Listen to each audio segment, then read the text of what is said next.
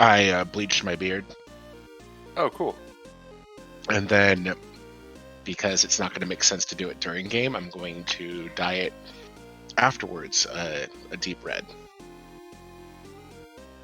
to match the hair for my wig for my costume tomorrow. Oh, excellent.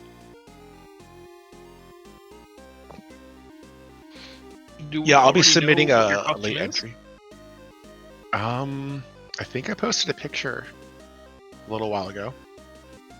Not today, I mean like maybe a week or two.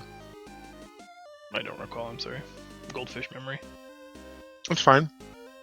Was it something awesome? I will be submitting my late entry for the Transmog contest, spooky version, tomorrow. Okay. Hope you all enjoy. I'm sorry to say, but Zato's won that one already.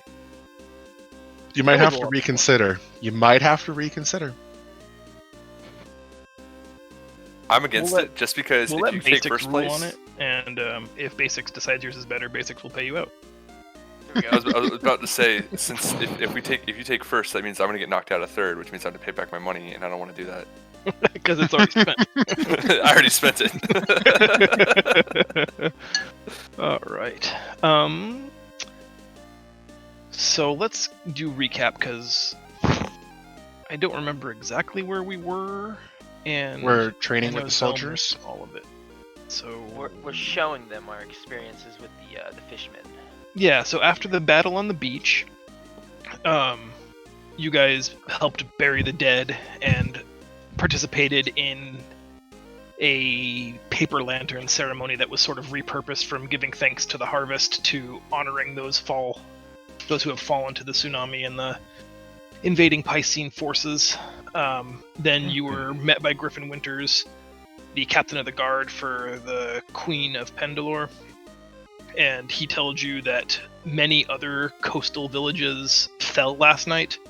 This was the only one that managed to survive an attack from these unknown invaders.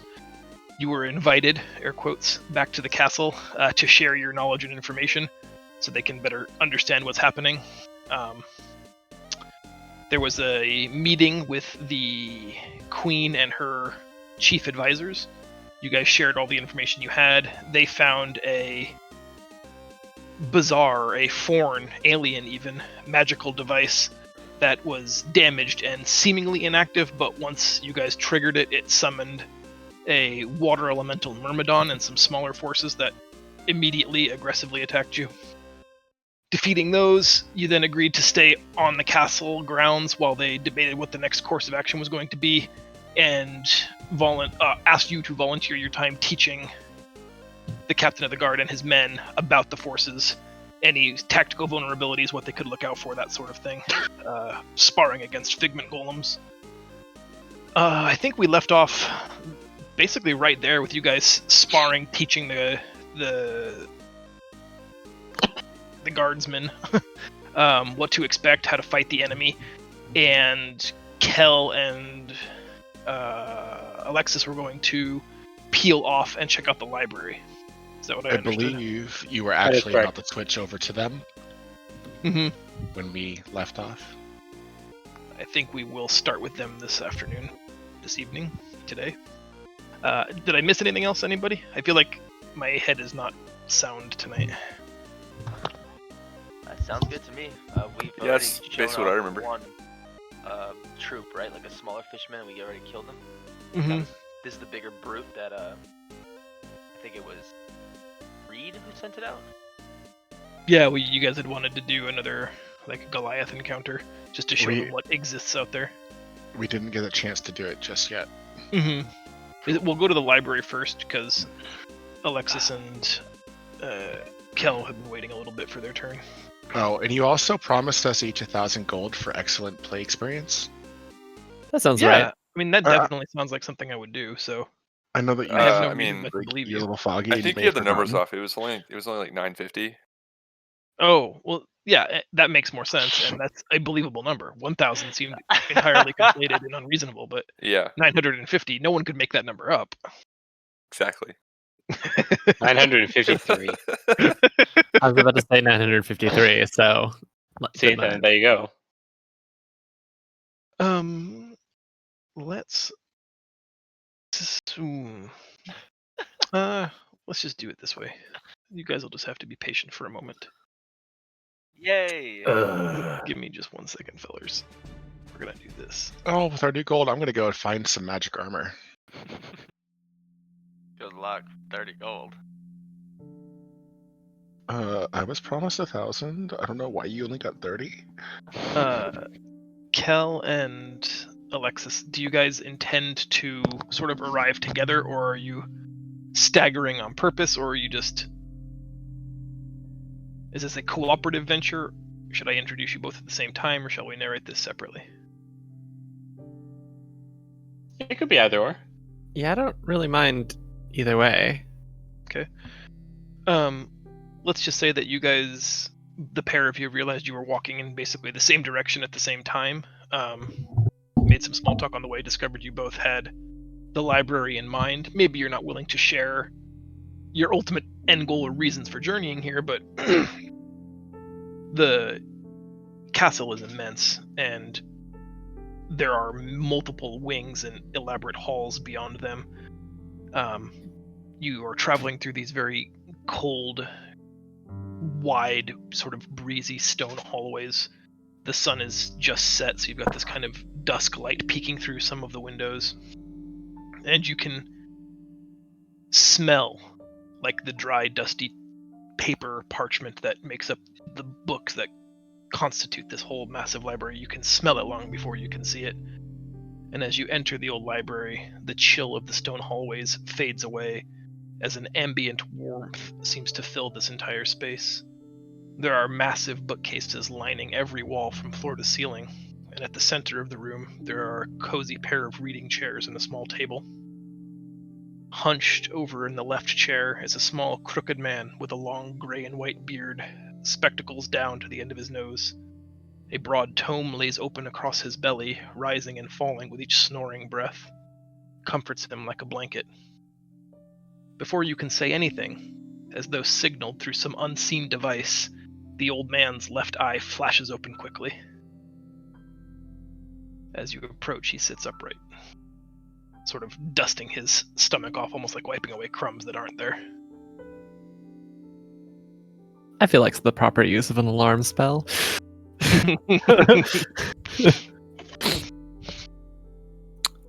Hello. Hello, sir. How fares you this fine afternoon? Slowly, like bone creakingly, it looks like it takes an effort of will just to sit upright in the chair. Good evening. What brings you to my library? I was hoping to do some research, if it's okay with you. Looking to peruse the wares, as it were. He gestures, both hands like spreading wide, displaying the massive array of books, multiple levels, every wall, floor to ceiling. There is much to learn here. Do you happen to have a cross-reference so I can find my way around? He puts his spectacles from off the tip of his nose to the bridge and stares at you almost like with this feeling of consternation. The only cross-reference I've ever needed is here, tapping the side of his temple. If you tell me the subject matter you wish to become educated upon, I can direct you. Oh, this is gonna get weird real fast. Before he does anything, do you have any books pertaining to the deity Umbreon and the like? He gestures to well behind him. There's a dog leg in the hallway that makes like an L beyond the hearth in the seating area. He's pointing to beyond that way, and seems like in his mind he has given you ample instruction as to where you need to go. Could you be a bit more specific? He looks you up and down. What are they teaching young mages these days if they can't even muster a small location charm? He takes these like gnarled, bony knuckles that actually crack several times as he's trying to gesture, It takes him forever, but you realize they are the somatic components of a spell. And this small, ghostly specter of a toad appears on the book that he was reading, leaps onto the ground, ribbit, 2 or 3 times at you, and then it starts taking off in the direction that he had pointed, the insinuation being that you should follow it. I bow before him, say thank you, and then follow the toad. Follow the yellow brick toad. Oh, it's gonna be real weird. I have a matter of some delicacy. I had something very weird happen with my magic. And I'm not entirely sure what I'm looking for it. And you hear Alexis yell, "Yo, same." Just speak plainly. I explain what happened with the witch bolt to this archivist. He takes the story in, listening very attentively. Like, moments of it seem to pique his interest. Sometimes he wanes to a point of almost being asleep, where you like pause for a minute just to make sure he hasn't literally just died standing there. But when all's said and done, he sort of nods at you, almost like in this small bit of disapproval. Such foul magic's dangerous for you to play with.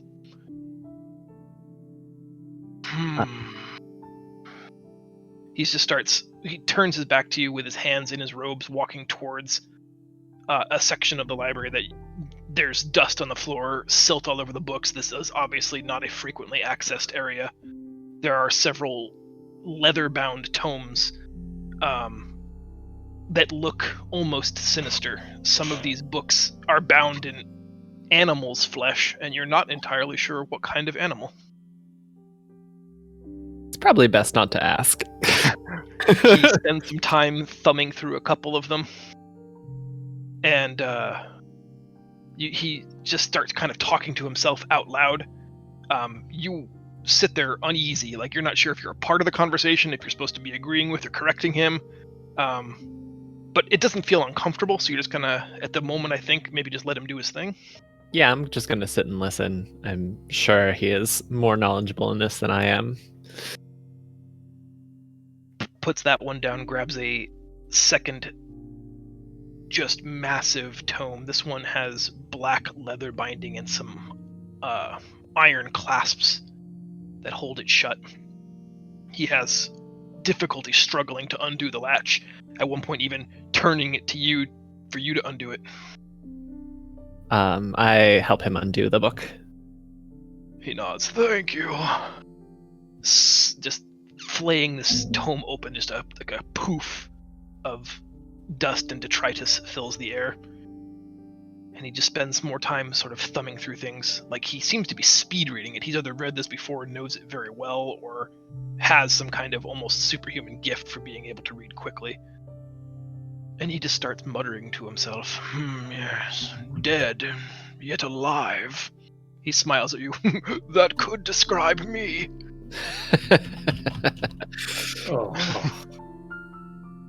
He then turns to you and shows you this picture of a ghastly man. It looks like a healthy zombie. Just pallid skin, tight muscles that are just clearly visible through dehydrated skin. He taps on the page and says, "It seems to me you're discussing a revenant." Revenant. Ants. I love those creatures. Did you know that an ant can lift over 20 times the weight of its own body? Miraculous. They breathe through their skin, did you know? I did. I'm sorry, what were we discussing? Revenants. Revenants, yes. It seems to me this incident you're referring to involves the unintended creation of a revenant. Does this happen normally? Or No. what would cause this? necromantic magics dealing with the forces of death are unpredictable sometimes.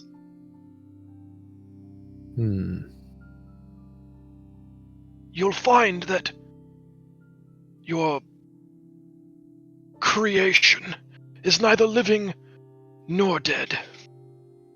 He will not rot, nor will he ever age. He's bound by a force no longer controlled by life or death.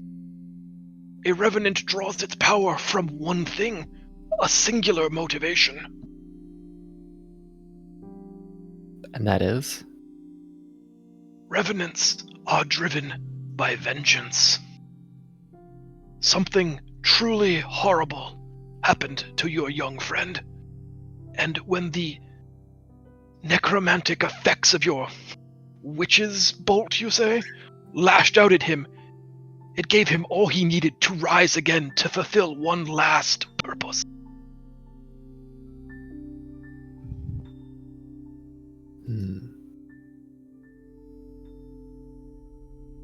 He sort of closes the book. He was like, you can tell he was hoping for like more of a applause or amazing or adulation, some kind of like a recognition of his true genius. Thank you. Yes, of course.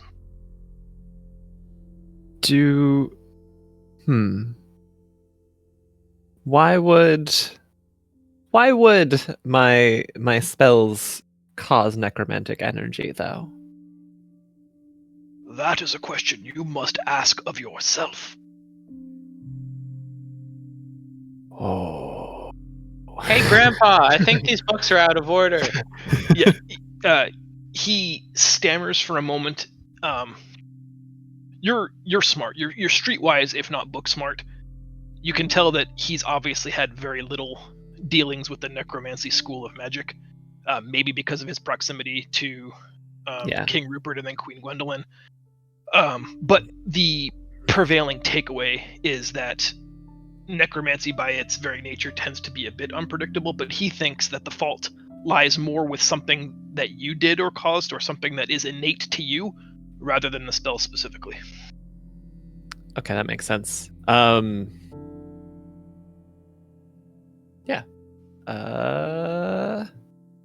I feel like that's probably the best I'm gonna get, unless I'm allowed to just kind of rifle around in this area and investigate.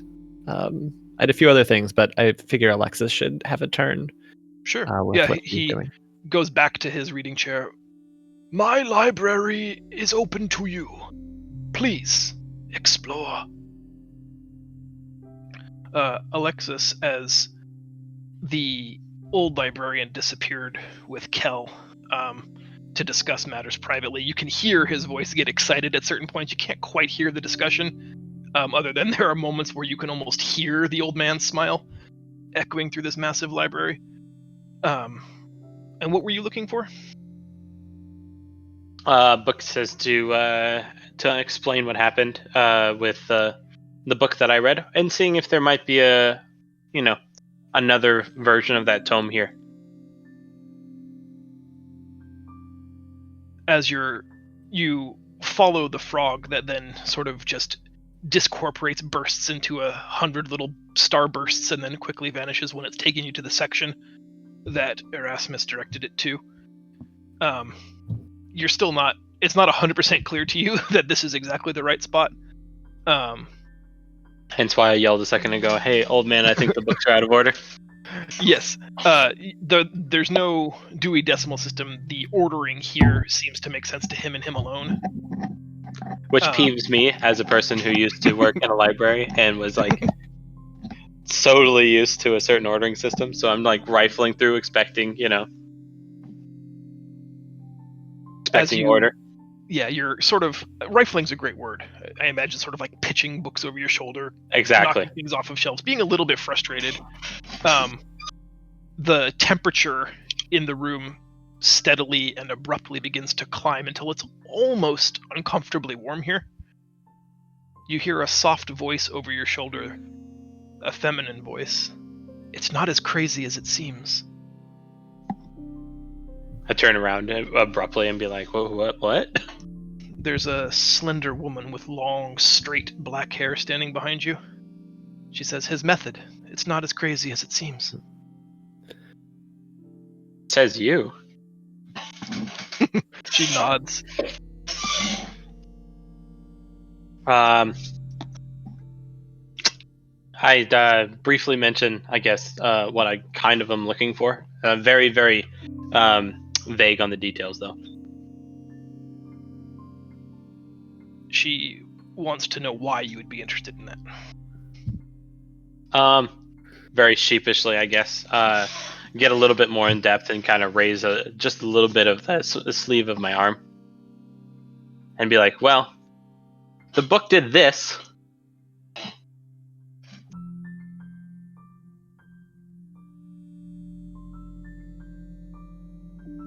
You can tell she's taking a moment to consider everything. She seems scholarly almost as she examines you. Takes a moment to compose her thoughts. I don't think you'll find anything like that here. Well, that's dandy.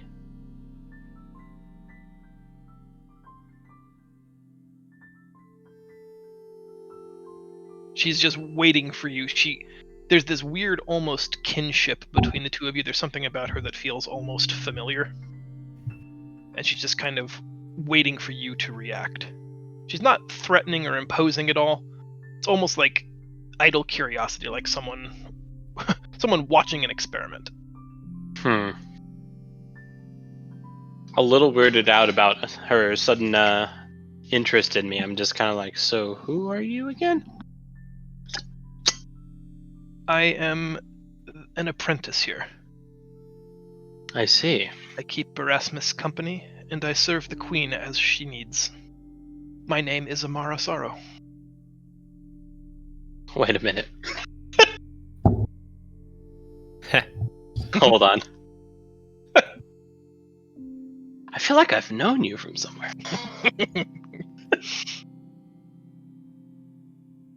Yeah, the name feels familiar to you. There's a bond of kinship between you. Perhaps another life. Perhaps. So, what exactly do, and then I just kind of start small talk, I guess. I'm like, so exactly, how is that old man over there?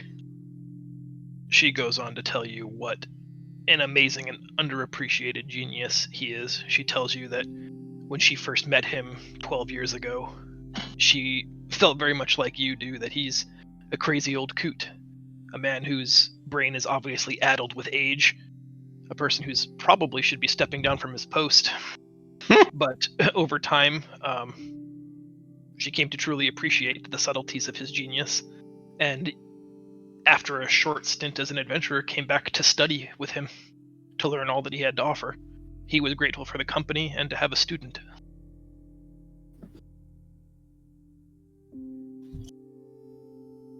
Well, and so obviously at this point I would know she was a sorcerer too, correct? Mm-hmm, absolutely.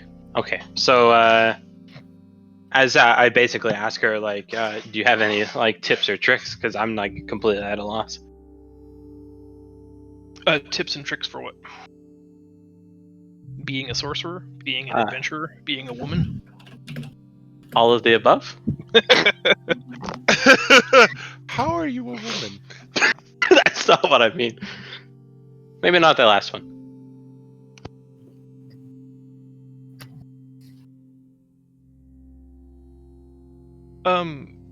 She tells you that the most important thing in your line of work is finding good friends and keeping them safe. Well, I'm pretty bad at that, except for one.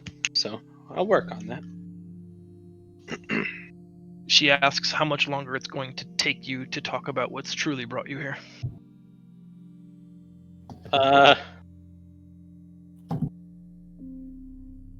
Keep pretty silent about that.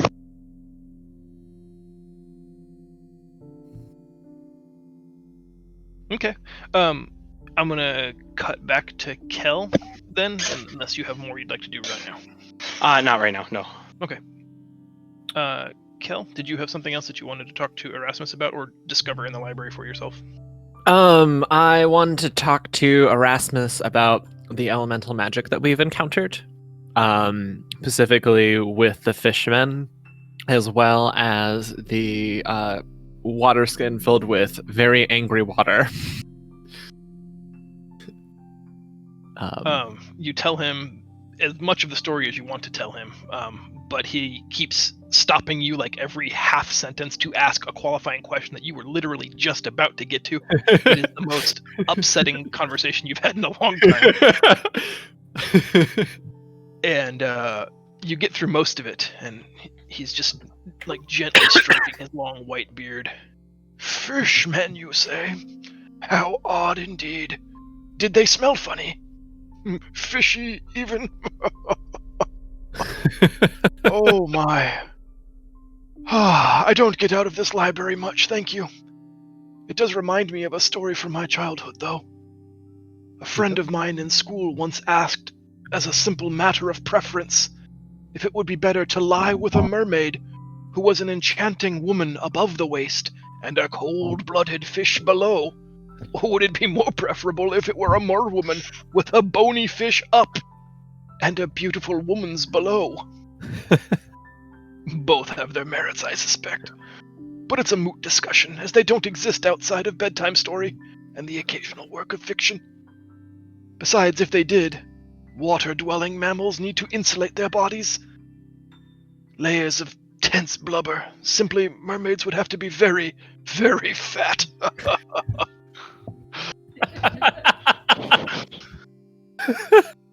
Oh, right, fish people and magics, yes. Simply put, the magic you're discussing could not possibly exist. That level of control and dominance over a singular element is, well, remarkable. I produce the very angry water skin. He pokes it twice. When it doesn't react to his poking, but it does seem to be churning, he wants you to set it on the table and then, like, goes into full Bill Nye science mode, like gently turning it every 25 degrees on the table, really Yes. inspecting it, holding it in his hand and weighing it. He have you opened it? Erasmus librarian. I have not opened it yet since I put it in there for fear that it will escape. Oh, it is it alive? It depends on what you describe as alive. It's clearly trying to get somewhere. Certainly seems to. In a specific direction, if my observations are correct. You are correct. Has it communicated with you in any way? I'm not. Sounds, vibration, thought manipulation? I'm assuming Cal has not experienced any of this, You correct? have not, correct. Okay. No, not at all. Interesting. And they all did this, you said? Yes, all of them. Interesting. It seems to me as though you've created an unintentional compass. But rather than magnetic north, it finds the source of these things. Yep, that's what I felt like I've made. I wonder just why it does this, though. Perhaps everything of their creation is simply trying to go home. Or perhaps it's just angry about being kept in a sack. It's probably a little bit of both.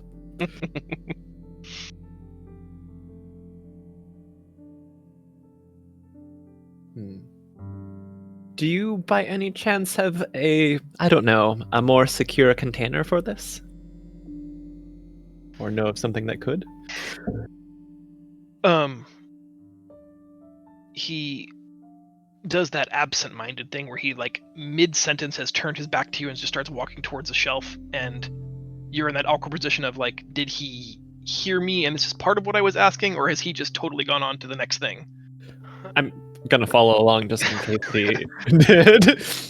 He rummages through a bunch of stuff, eventually finding this small, looks like a footlocker chest that's been sitting on one of the library shelves.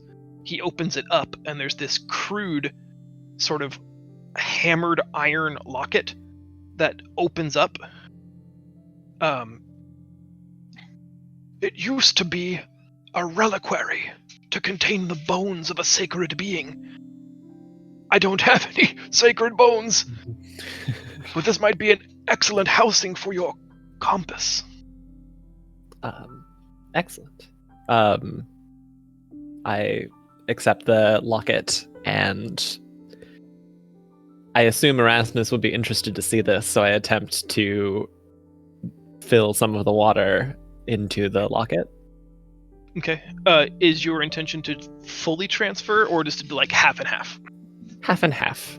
Okay. I figure I can leave if Erasmus is interested in fiddling with the angry water some more. I can leave some of it with him, as I'm sure this is not a thing that he normally sees anymore or has seen ever. So it would be of intellectual curiosity. One second.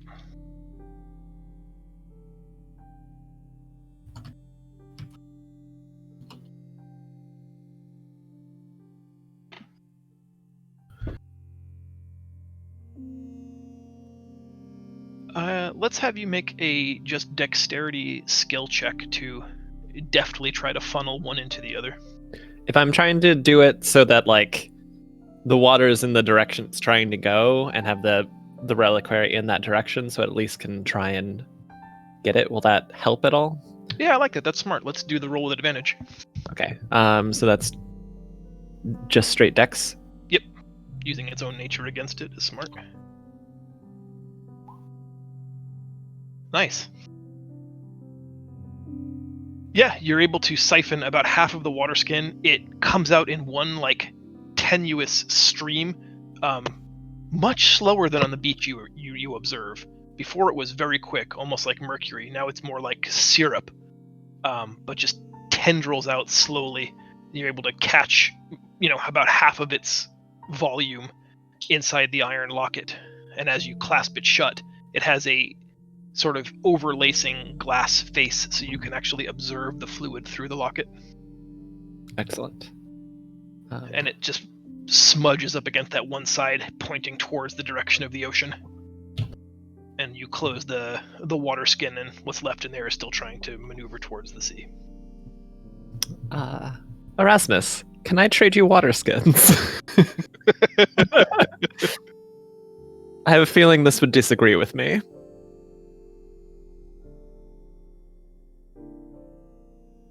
Do you want to leave your water skin with him? Yes. Okay.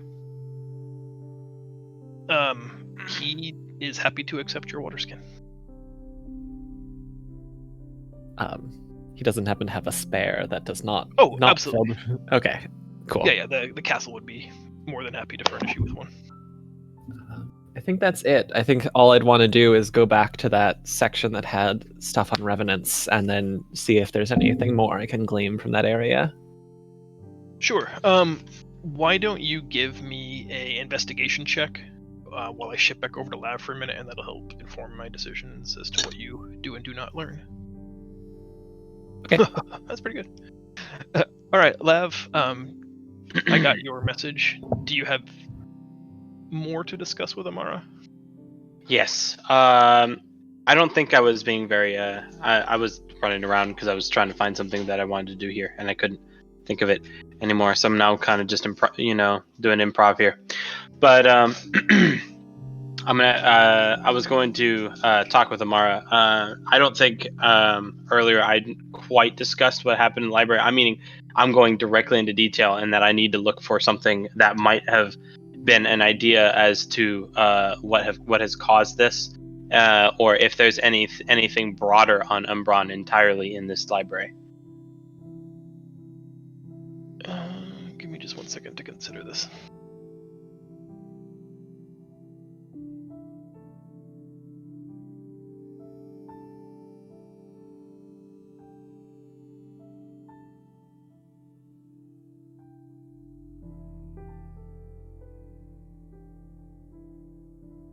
She mulls it over. You can tell that she's maybe being not withholding, but reserved. Like, not that she has information that she's not willing to share, but she might have an inkling more than she's currently discussing with you. Almost like she's assessing you. In a measured, sort of almost instructional tone. She wants to know why you were reading the Tome of Umbron to begin with. Truly, only a damned or desperate person would do that. Well, I heard the tome talking to me. It whispered into my ear. It whispered into my ear, yes, as weird as that sounds. She wonders, does your family have a history of auditory hallucinations? I wouldn't know. And why wouldn't you know? I never knew my family. Something about that has, like, she was maintaining this kind of austere, very rigid, unemotional face, but when she hears the news that you're an orphan, that visage shatters for a moment, and she's you think it might feel like a poor little orphan, but you suspect it's deeper than that. She says perhaps we should speak to Erasmus about this. He surely knows more than I. Well, if he knows more than you, maybe, then let's go have a chitty chat, I guess. Yeah, you can tell she's uncomfortable with the whole arrangement. Like, there's almost like walking to the principal's office kind of vibe that you're getting from this. Like, she doesn't really want to have this conversation with him, but she walks you towards Erasmus, who's just sitting by the hearth reading a book, and she catches him up on what little bits of your life story she knows and has now shared, and he looks at you with, like, honestly, a look of disapproval. What you did was very unwise. Well, wouldn't you believe it? I may or may not have done it on purpose. I did not do it on purpose.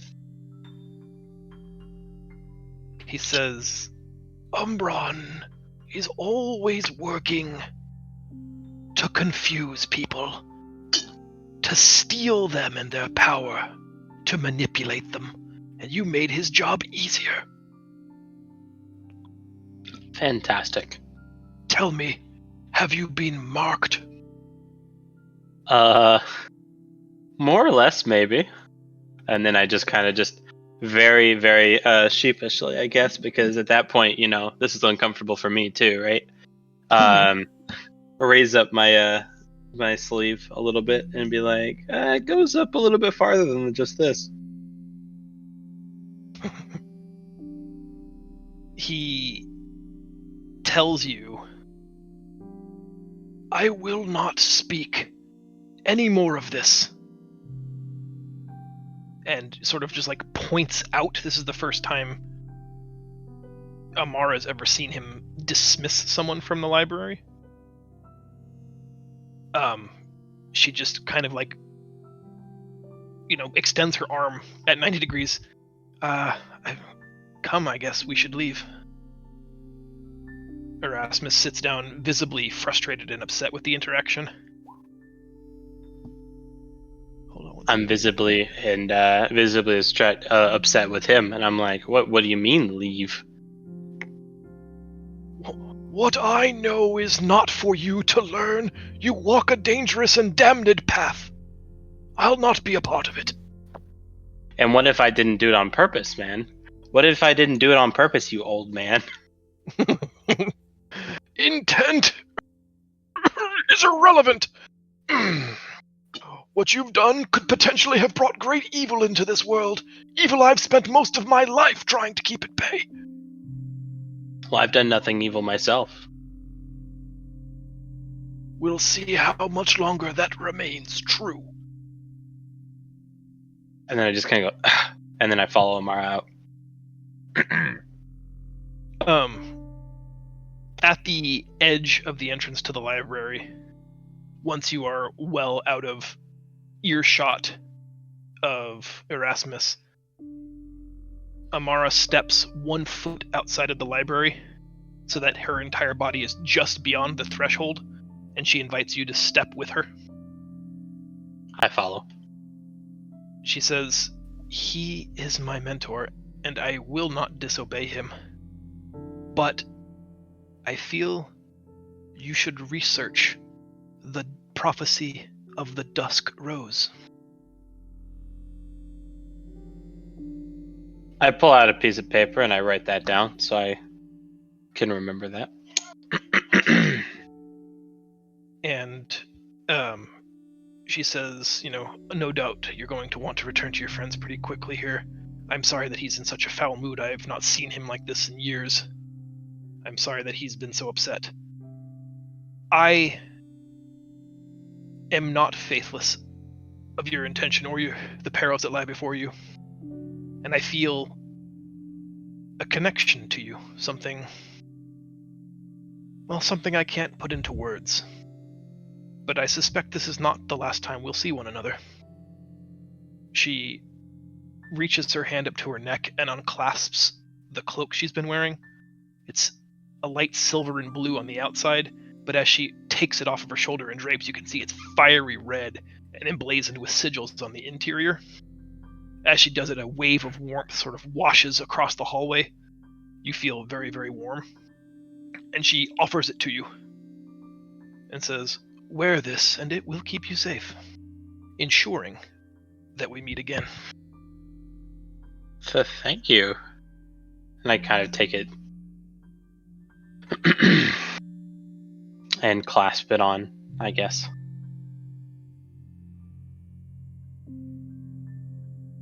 Did that link okay? I haven't seen anything. Did anybody see anything? I can. I can. I just see Pokemon. I think my roll 20's been... Oh, there it goes. It's being slow. Sweet clothes. Nice. And with that, she returns, stepping back into the library. You realize that Kel is still in the library doing some research. I do. So I'm just going to want... Obviously, now, barred from my favorite place of any building. Kind of miffed about that. Decide to just wander the halls alone a little bit, just kind of looking around. Okay. Let's go back to Kel real quick, and then we're going to jump ahead to the training stuff. So with your investigation, you spend an hour or so just perusing all the books in this area where Erasmus left you. It's frustrating because there's so much misinformation or conflicting information or accounts that don't seem to match up. There's so much lore on it, but none of it is like specifically clear. The things that most people tend to agree on is that if Opie really is a revenant, that all revenants seem to be driven to complete a specific task, that it is truly an act of willpower alone that keeps them in this limbo between life and death until that can be completed. But and they also agree that unlike zombies or skeletons or even the greater undead ghasts, vampires and such, he's not dead. He doesn't need sustenance or sleep. He won't age or decay. But conversely, he can't be conventionally healed, nor can he partake of food or water. Won't ever get drunk. Won't know love.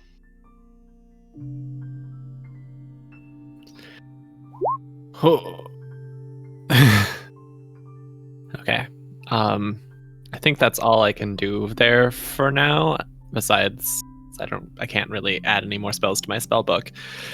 So Kel will probably thank Erasmus for his time and go find Opie and try and figure out why Opie.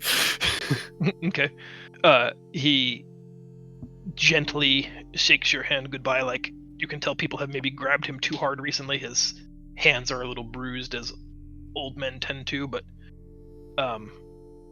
as you leave, one last thing to consider.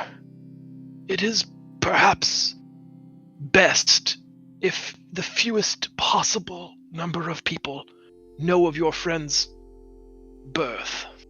Not everyone in Pendilor is an enlightened intellectual, after all. I'll keep that in mind, Erasmus. Thank you. Good day. Good day. He returns to sleeping with his book. Back to the training camp. Reed and Leo and Kig and Jezza were going to summon one of the Piscine Goliaths.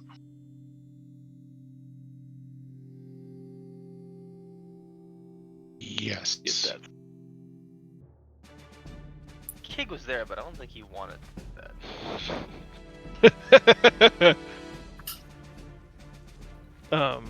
Let's pull this up and have you guys roll initiative.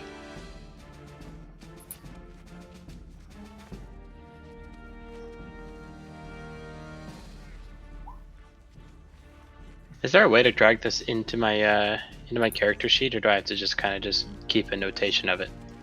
I will help you with that. Okay, John.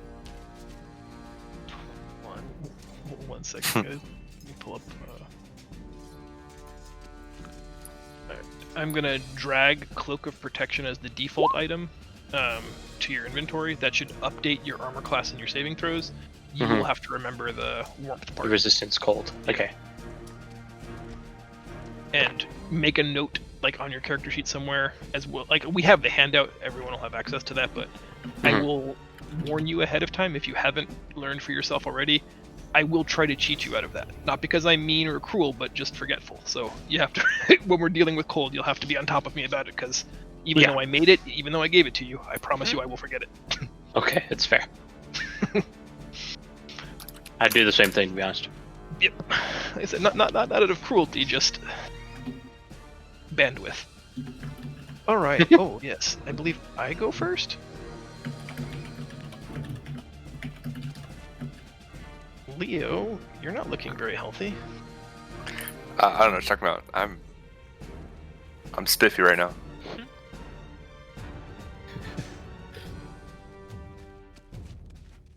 Oh yeah, sorry. Of course you'd be here.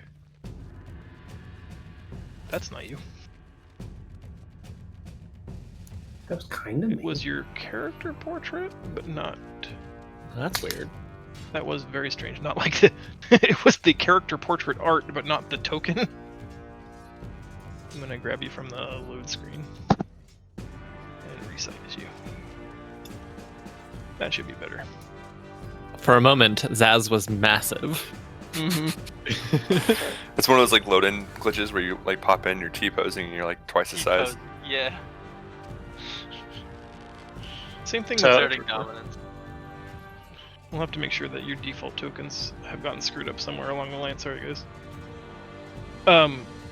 While you guys are summoning this Piscine Goliath, a familiar form sort of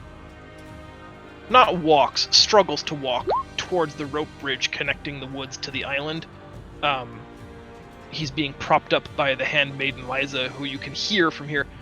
Please just lie down. I will get palanquin bearers to take you wherever you wish to go, but please just settle.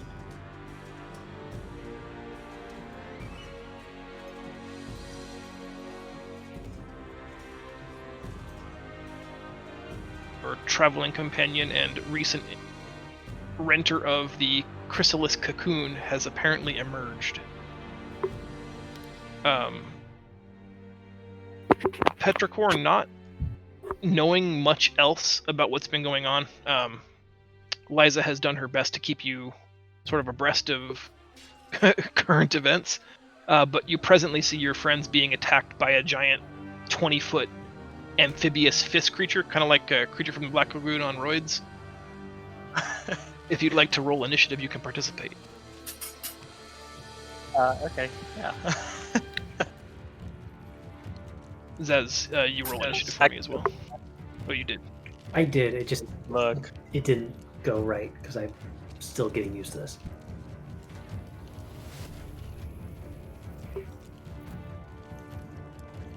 What am I rolling? Initiative, if you just select your character token in game at the end of the bridge there and look in the bottom left-hand corner of the Roll20, you should see a button called Initiative. As long as you have your character token selected and click Initiative, it should roll for you and then add that to the turn tracker.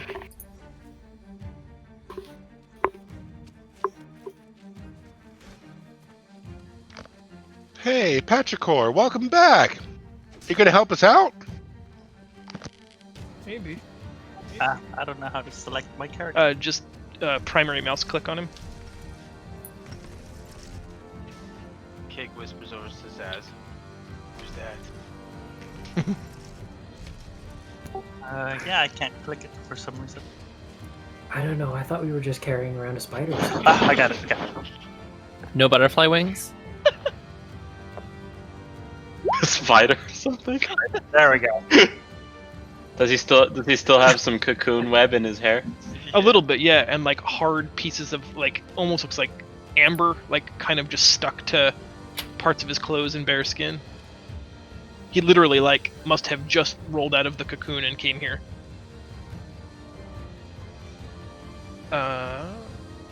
Okay, the vicious Goliath that you summoned, just assuming form from the memories of those that created and summoned it, it just viciously claws into Leo. Oh no. 2 hits. One of them is a crit. The first one does 11 points of slashing damage. The second one does 19 points of slashing damage. No rage, that's a total of 30. Holy. Oof.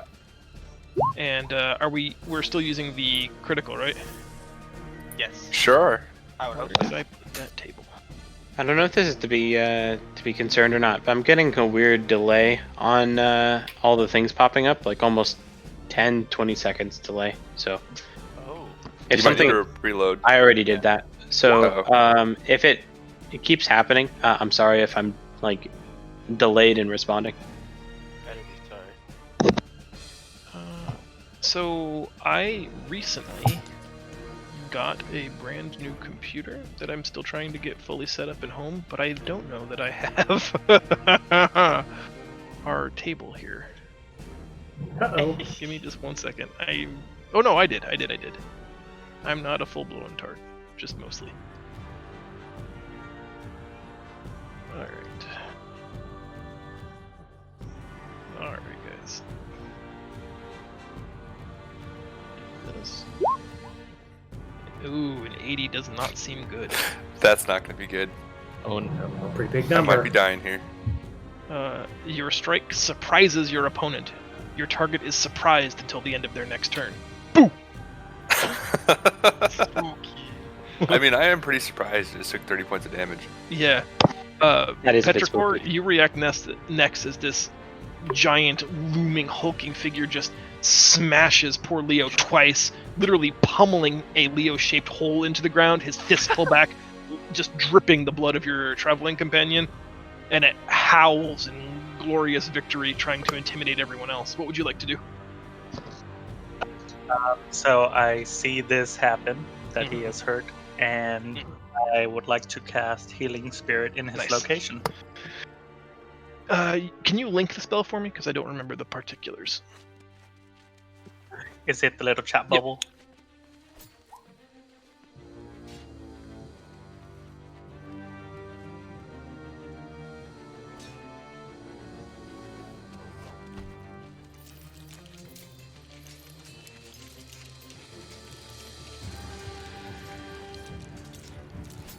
Okay, at the start of its turn. Okay.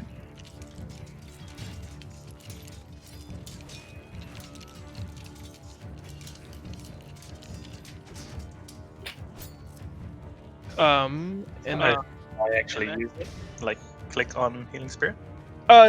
No, when it's time to, at the beginning of his turn, we'll need you to roll healing. Okay. Let me see if I can find a fun little placeholder for that real quick. Because you can move it around.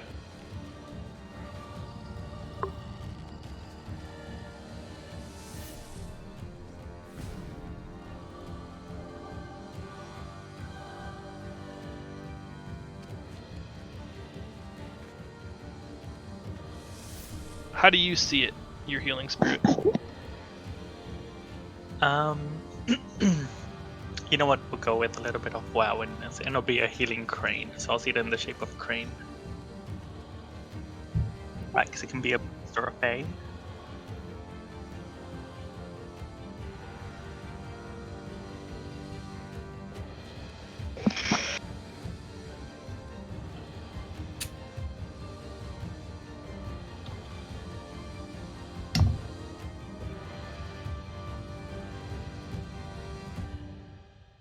Alright, that was your bonus action. While I search for this, is there an action you'd like to take or any additional movement? Yes, actually. How far can I move again? 6 squares.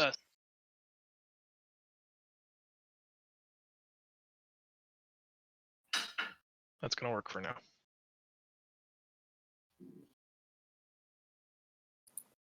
Is that a top-down chicken?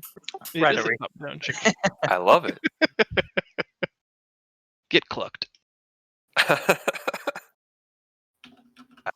move a little bit closer to the party, but also try to stand closer to the back.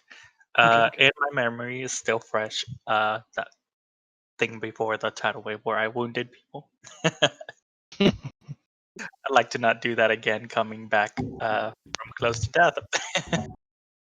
Aw. I mean, you can heal him if you kill him.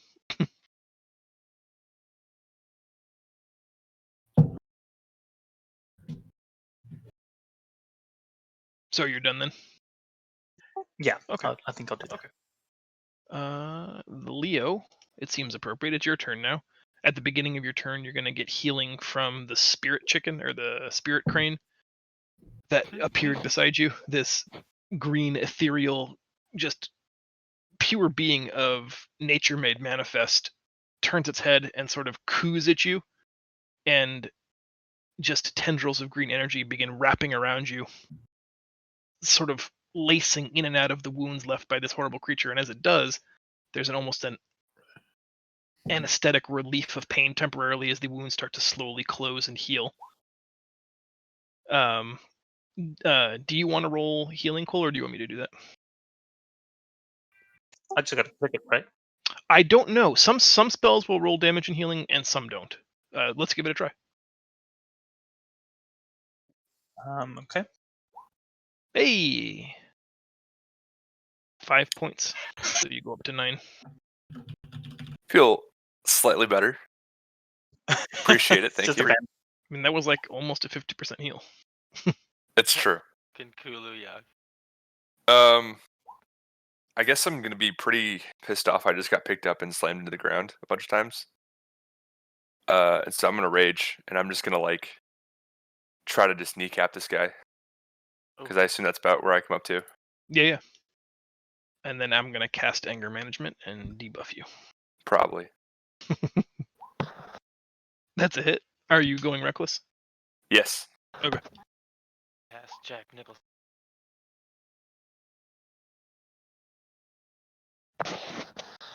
And then I guess I will shoot it. No one's close enough that I'll cause an attack of opportunity, won't I? I don't understand. I mean, Elaborate. if I wanted to move out of his range, like here. Yeah, he gets to punch you. Okay. Then I'll just stand here and grimace at him. Nice. Don't do it. I'm not scared of you. Ow. It's just a Alright. flesh wound. King As sword. I'm coughing up blood. I want to ask, are us kobolds are back in sunlight in this instance? Or is it still kinda No, like literally 'cause of because clouds? it's evening. The sun had just set in the hallways when the kids went to the library, so Sweet. I would say you were not in direct sunlight. Sweet. Well, I'm just gonna go in. Gonna try and be like a second bastion and help Leo from dying. I'm gonna use my short sword. Sneak attack. Hold on, let me character sheet up. Dang, Kig short sword's coming out to play. Yeah, this is gonna be double Kig sword evenings. It's a big deal. Because previously it was Kig the bow. Kick Or the Kig bow, hide from kick the danger. trident. Kig the spear, Yeah. Kig the trident. All right. Ooh. Hit. Ooh. That's pretty good. 16. I run up him and slide it into his, like, I don't know, back or something. Center mass. Back is very optimistic for a very small kobold, but I like it. You're Yeah. athletic. Yeah, It's yeah, kind of totally. as he bends his knee to try to stomp on Leo, you jump on his knee, leap over his shoulder, and just drag the dagger down the back of his neck, exposing raw muscle tissue. And at one point, you think you see chunks of spine now exposed. You know it's not real, but it's still kind of gross. Cool. Do you want to move any more? No, I'm good. All right. Zaz. Hopefully hit me. Well, this is why Zaz came here, not to fight things, but to help you guys. Oh gosh, there's blood everywhere. And he's just gonna crawl over right behind the manville and rub some cure wounds all over his back. Keep your blood on the inside, please. I appreciate it. 7 points of healing. We're calling this a nice healing massage. Ooh. Kinda, you feel my thumb on your lower back? Yeah, and he's gonna show you both hands. Oh my god.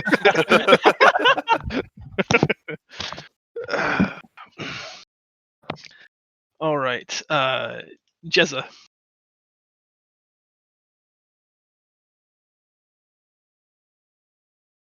Venti. Mm-hmm. I agree. We could do that. What I about don't the know, other? Excuse me. Hold on, it works better if I'm not muted. Okay. That's true. So I've just been kind of chilling Mm-hmm. on the side of the arena. I see Leo get slammed. I just kind of pull some of the candied bacon that I have left over from the port town out of my pocket. And I just start munching on it, even though it's old. And I'm like, steady on. Yeah. Wow. Whoop his Okay. ass! Who are you rooting for? Hit him with the chair. I'm jacked. I just kind of look up. You guys want some help? Or are you good? I guess I'm gonna yell back and say, everything's under control. While All I'm still right, coughing yeah. up blood. Coughing up. Yeah. blood, yeah. All right. Cool. I'm gonna munch on my bacon and pass my turn. Okay. Reed, you watched Leo get punched into the floor a couple of times. Friends got him back up, instilling him with curative magic so that he's not at death's doorstep anymore. What would you like to do? I'm gonna join this little healing game here and help out with that. Okay. I love it. 7 plus your hit dice, so what, 4? My hit dice is it 12?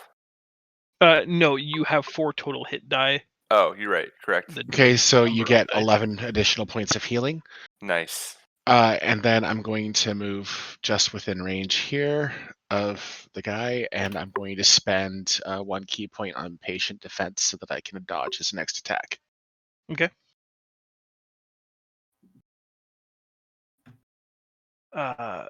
Feeling a bit cornered and overwhelmed, the Goliath will make 1 claw attack against each of you. So we'll start with Kig Sword. I think that's a No. miss. Leo. All Okay. reliable. Whole reliable. 7 points of slashing becomes 3. All right. And I have disadvantage against Reed. Is that correct? I don't know what dodge does, to be honest. Yeah, disadvantage. 10 misses. Nice. Excellent. Yeah, Then I'm not gonna a use great that. round for me. Yeah, otherwise Well, I guess it would have still been a 10. The 19 would have been the second roll. But Petrichor, the rampaging Goliath, doesn't have a great round. Your team has swarmed him in pack tactics and start taking him apart. They seem to be moving with a level of precision you would not normally have attributed to them. Really experience. Okay.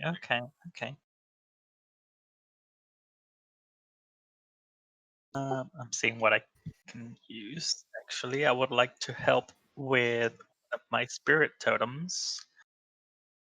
I think the bear. I would like to put it in their area. What's the deal? You rolled up a druid so you can play a shaman? Yes.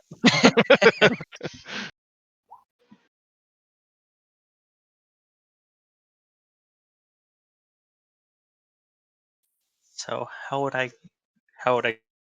go about doing that? Everybody, what is the radius? Oh, did I go full robot mode or is that Cole? No, Cole. it's cool. It's Cole. Yeah. Radius of what? I'm sure Cole is trying his best to answer, so I'm just Uh,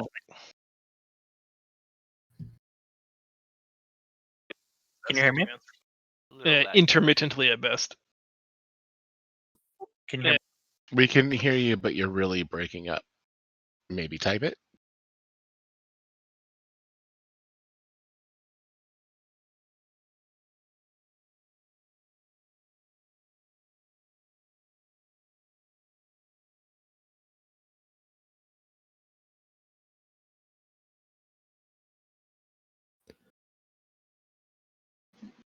I have the question. Am I still here? You are Yep. still here. Yeah. Do I exist? You do. We'll look that up at some point down the road. Let's just assume 60 feet for now. That seems to be like par for the course for most radii. So that's every friendly or anybody you would like to designate gets 9 temporary hit points. Quick in-game rules refresher. Temporary hit points do not stack. You will only ever get the most superior version of temporary hit points, which is to say that if Cole is giving you 9 temporary hit points and then Zaz gives you 13 temporary hit points, you do not get 22 temporary hit points, you get 13. And they go away first, sort of like an absorb shield in WoW, rather than dipping into actual hit points. So if you have 9 temporary hit points and somebody hits you for 10, your temporary hit points go first, and then you take 1 point of actual damage. And if you can choose to remember it in your brain, or you can literally go beyond your maximum hit points by just typing the formula +9. There and actually your is a bubble. box for temporary hit points. There is. Yeah.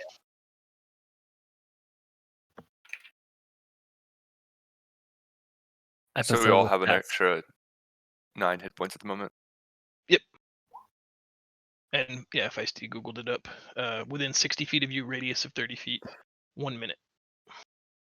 Nice. It's like 10 turn. Yep. A lot of these are kind of like till end of combat, or you have bigger problems.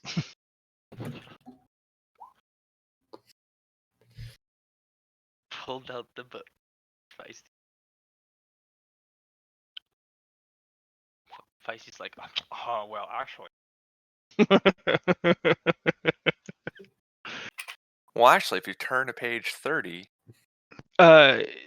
Yes, not by itself, Zell, but he took the feat healer, which lets him burn a charge once per rest to heal someone with a charge from the healer's kit.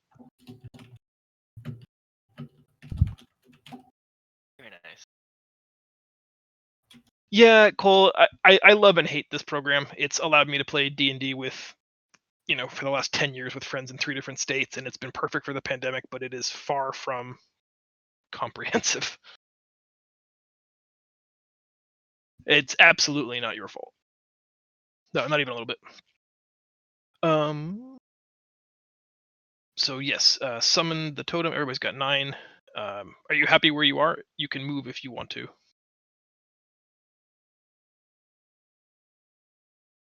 Nice. Leo, it looks like it's your turn. All right, gonna go with the try and true Manville hit. Hit. Nice. And then I forgot he now has ancestral protectors on him. Oh, your taunters. Yeah, my taunters. It is handy. And I assume you're going to stay where you are. Yes. Kig, it is your turn. Cool. Hope this hits. Yes. So I'm still like hanging from him with my sword Mhm. like in his back, and then I take my dagger out from my pocket and I just jab him in the side Nice. for another 15 damage. That's pretty good. It's reliable damage at least. I don't know where your kidney is, but it's somewhere around here, here, here, or here. Stabbed in several places. I'll take it. I like it. Just poking him. Rearing back and roaring, the creature's taking 2 steps. There are portions where like some of the blood is like pumping out in such like arterial sprays that in between the pumps you can actually see the figment golem beneath the fleshy exterior of this creature, like you've almost damaged him so much that you've defeated the illusion. Zaz, it's your turn. Everybody seems to be doing well, and magic is expensive. So I'm going to carefully walk up to my 2 best friends and cast Toll the Dead. And I feel like every time I do this, it goes a different way. But I'm going to click this button, and that happened. Nice. All right, cool. All right. It's not even what I was hoping for, but whatever. One day we'll figure it out, Zel. Were you trying to get it to roll damage? No, because I think you have to do your wisdom save first. Seems fair. I accept this problem. I mean, in a perfect world, it would do all of that, but I feel like 15 is not bad, especially since I have a +1 only. yeah, I think if it's right, you only did a 12. That Oh, doesn't no, seem right. yeah. Is your wisdom only a 14? Dude, my stats are pretty garbo. Oh no. Welcome to the club. Oh yeah, you need 1 more to get the +3. Okay, yeah. He saves, so no damage from Toll. The Yep. spectral bell that sounds like pealing thunder rings through the air, but other than drawing the attention of some of the errant guards, it doesn't seem to have much of an effect. Jezza, your turn. Your teammates seem to have this thing basically on the ropes. Candied bacon time, or do you want to steal the kill? Is there a rock or anything on the ground near me? You could easily pry a piece up, yeah. Yeah, I'm gonna throw a rock at the thing's head. Okay. Uh, Treat it like if you have a thrown dagger or even like a longbow or a crossbow attack, the roll will be the same okay. because you're proficient in rocks. Yeah. as a So bowman. roll 1d20 plus Dex. Sure. Or like I Yeah. said, if you have crossbow or thrown dagger, you could literally just click that. Dagger would I- even be the same damage. Don't believe I do. Okay, yeah, no worries. Nope, that doesn't. Okay. You can use the 1d20 Slash. modifier. Oh yeah. D20.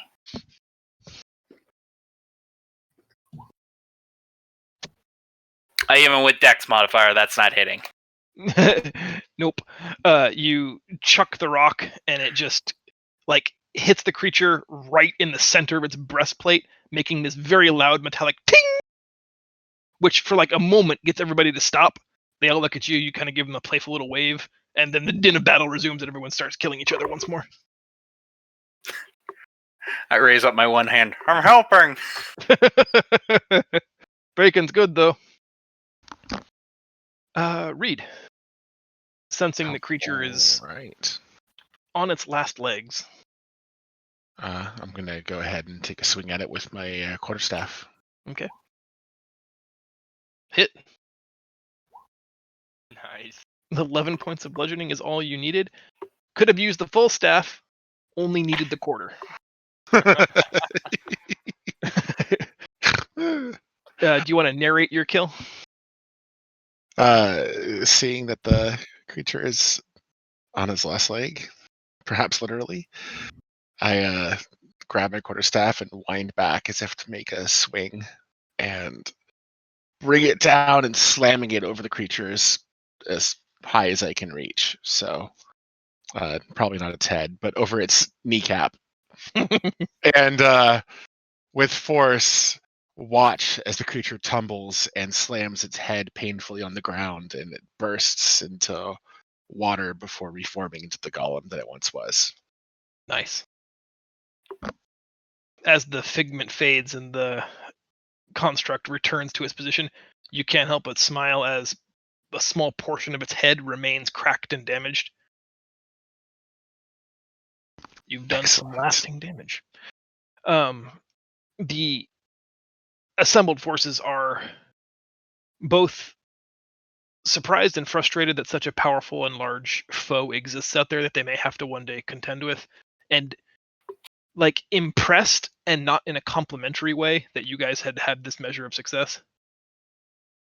Almost like I can't believe these are the heroes, because you don't. I mean, honestly, you're a ragtag group. Let's put it plainly. But Totally. you definitely demonstrated how and why Swinford was saved. You're skilled. Rag. Oh, for sure. Yeah. And maybe being underestimated is actually better. Maybe well better. The healing totem will remain. So, Leo, as long as you stay within 30 feet of the chicken, you'll go back to full before it despawns. Okay. Well, it's got 8 more rounds at a d6 a round, so I don't want to do the math. Let's just say you'll get there. That's roughly 48 points. Yeah. So I'll just put myself to full then. Nice. Hug my chicken. Something wrong with the Heal translation the matrix. heal. It's not chicken, it's another word. What else do you people call a chicken? Rooster. A clucking good time. Clucking good time. Good lord.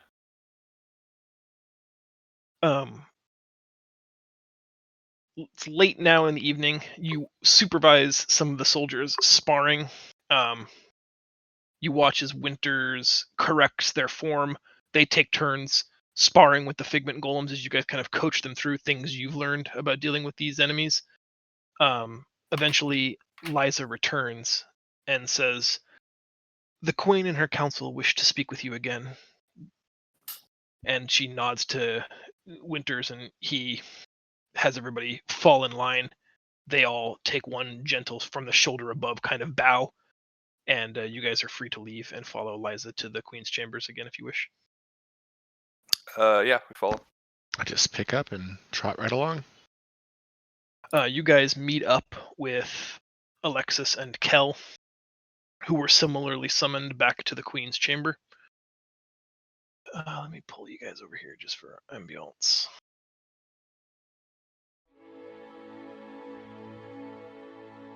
Yes.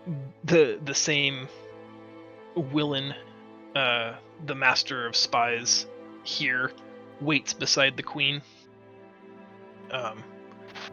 There's obviously an adversarial relationship that's been developing between all of you and him. Is that music too loud for anybody? It seems very loud to me. No, it's I fine. digging it. turned mine down, my settings. So it's fine. I have Roll20 muted, so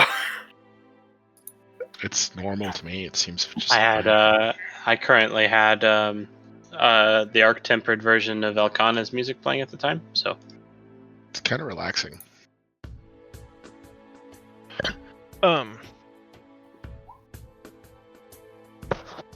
She yes. So that's it. Anyway, continue. The Queen is wearing kind of like a furrowed brow. She seems burdened, stressed. And as soon as you appear, her mood lightens. She puts on like that face of the ruler again, where no one can see. No one sees you bleed, and welcomes you back and asks if the accommodations have been to your liking. It's been quite delightful. Okay, Wouldn't Yeah, know. it's been Had my pretty sword great. and a big fish monster. And she nods. And you enjoyed that, didn't you? Slightly. Reed definitely enjoyed himself. I tell the queen that her troops are training along pretty nicely. She says that she's been discussing matters, secrecy, statesman, statecraft kind of stuff with her council, and she asks if you are still willing to help her protect the people of Pendilor, if you're still willing to serve the crown.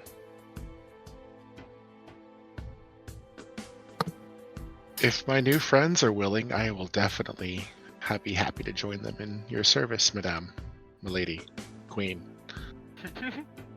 You need people of intelligence on this sort of mission, quest, That's exactly what I was thinking. thing. Smarty pants. And you have my axe, I guess, or something. Even though I don't have an axe. Nice. She goes on to explain that the council that advises her cannot eliminate doubt in her mind that this attack could have in some way been orchestrated by the mages of Ether. It is an unlikely scenario, she says, sort of glowering at Willen, but it is not one I can conclusively exclude. They do control the ability to manipulate some elemental forces. They have been jealous of our trade situation. It's more than I can just dismiss out of hand, which brings me to the favor I must ask of each of you. You're the only ones with first-hand experience with these creatures and their magic. I wonder if you wouldn't be willing to investigate it for me. I understand at least one of you knows of the Athenium. What's that? The what? I'm sorry, what? She goes on to explain that the Athenium is the greatest repository of knowledge in all of Meridian. It is the accumulated knowledge of every major race on this planet for as long back as anybody's been keeping track of time. The scholars and sages that keep this lore live in Ethervale, in the flying city of Eros, but they are not beholden to anyone. They exclusively exist to pursue knowledge and to share that knowledge freely. It's how they've been able to remain neutral to all parties, is that anyone who asks will get their best advice, and everyone has, equal access to the knowledge and lore that they possess. While they live in a floating city, in the very region that the Queen suspects might be guilty of this tragedy, they themselves have no political affiliation. Since you have first-hand experience, what she would ask of you is to travel into Ethervale and gain access to the Athenium through contacts Willen assures me you already have, and ask them the nature of this magic and if it could possibly be Ethervalian in origin. Despite their location, they are not politically affiliated. They will answer you truthfully. She says that in 3 days after you leave, her and her retinue will also depart, because undoubtedly everyone on the continent will soon learn of the tsunami and the ensuing attacks. It's too big for her to contain. A tribunal will be called to discuss the matter and how best to proceed. She would love to be able to go into that meeting knowing the truth of the attack, whether or not the Ether Mages are responsible for it. Because you have no affiliation to the royal family of Pendilor, nor have any of you been in her service before, it is unlikely anyone would think to associate you with them. You would likely be able to move freely. You could find out the origins of this magic and see if there's any ties to the Ether Mages before the tribunal and give her that information. Would you be willing to do this for your queen and for all of Pendilor? I am eager to pursue this adventure. However, I cannot find my way on my own. Oh, I know the way. Nice. Well done. Kig is a little. I I feel familiar. like I've been there before.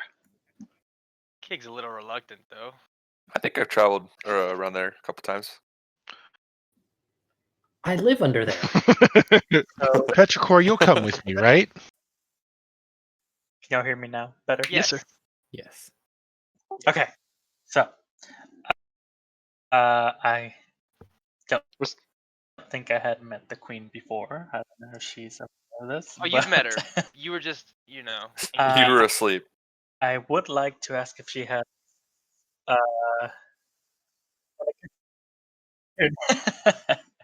But I would like to ask her. Still, the words burning in the back of his mind from his encounter during his slumber with a spirit.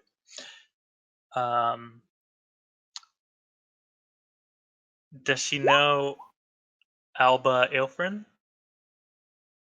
Has she ever heard that name before? And make a reference to the mother. She says that sounds elvish. Old elvish. Does We've got an elf in the party.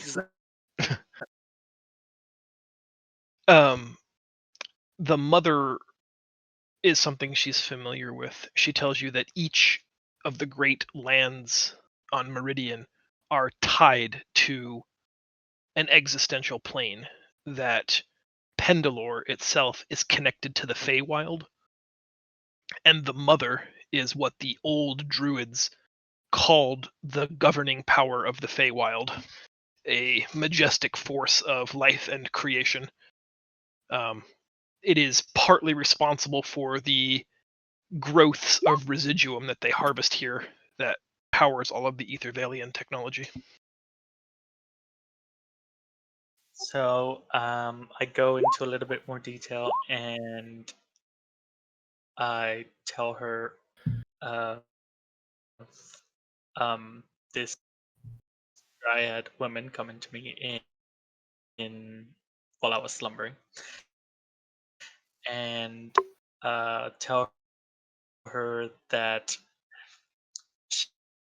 she has pretty much given me the mission of restoring balance to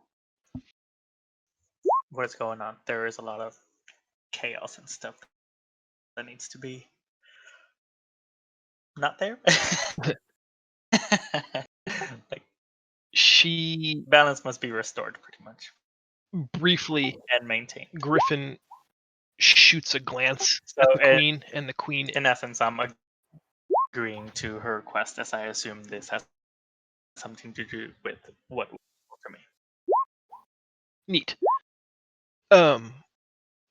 Once you mention your connection to the mother and the dream that you had, Griffin looks at Queen Gwendolyn, who has started to tear up a little bit. She does her best to remain stoic and reserved, but a singular tear starts to stream down her right cheek. She quickly brushes it aside, chokes back, starts to speak twice, but can't quite get it out, and says, during the War of the Necromancer, her mother was charged with maintaining balance. She was chosen to be a champion of the Feywild against the interloping power of the Necromancer. Jeez, Petrichor. She's humbled to be in the presence of someone who was similarly selected, inferring that you must be a good person and that a great destiny lies before you. She would be very thankful to have you participate in this mission. I agree. I will go on this mission for him. If everybody's on board, then if you would like to spend the night here in the castle, we can do that. Or the queen tells you that she's already sent word to the library to have their sorcerer, come forward. She has the ability to manipulate space and time. She'll be able to open gateways for you between any of the Elderstone rings. So she can, if once you're ready, meet her at the Elderstone ring, and she'll be able to send you, 2,600 miles across Meridian to the nearest ring of Elderstones just outside of Aethervale's border.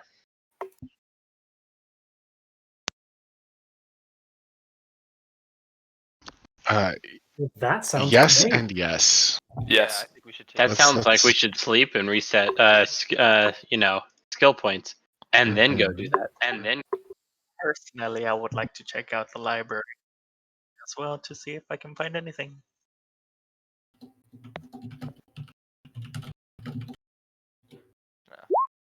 You've been resting this whole time, so you don't really sleep, Petrichor. Nice. I don't really sleep anyway. Okay. I'm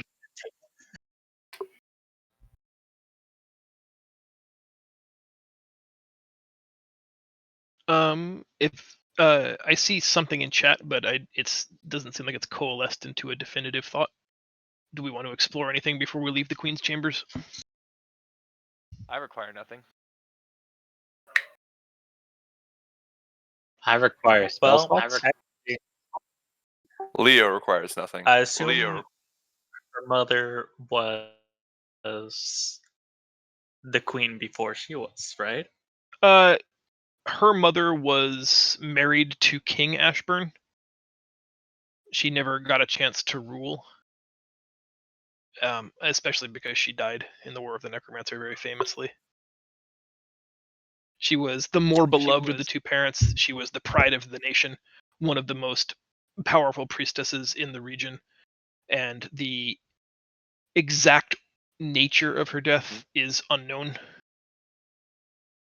King Ashburn never speaks of it, and no one else was alive. But she was like the Princess Diana of Pendilor. She was just universally loved, and her death was viewed as a national tragedy.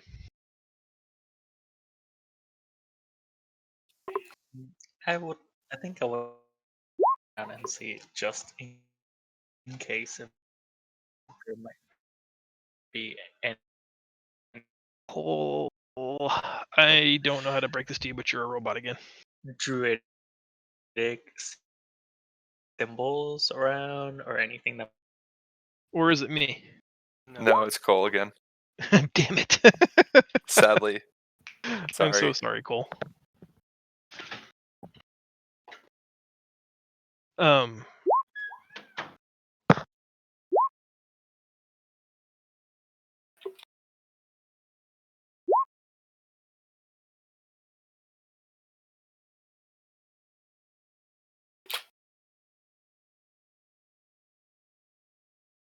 I'm catching up on the chat. Oh, good luck.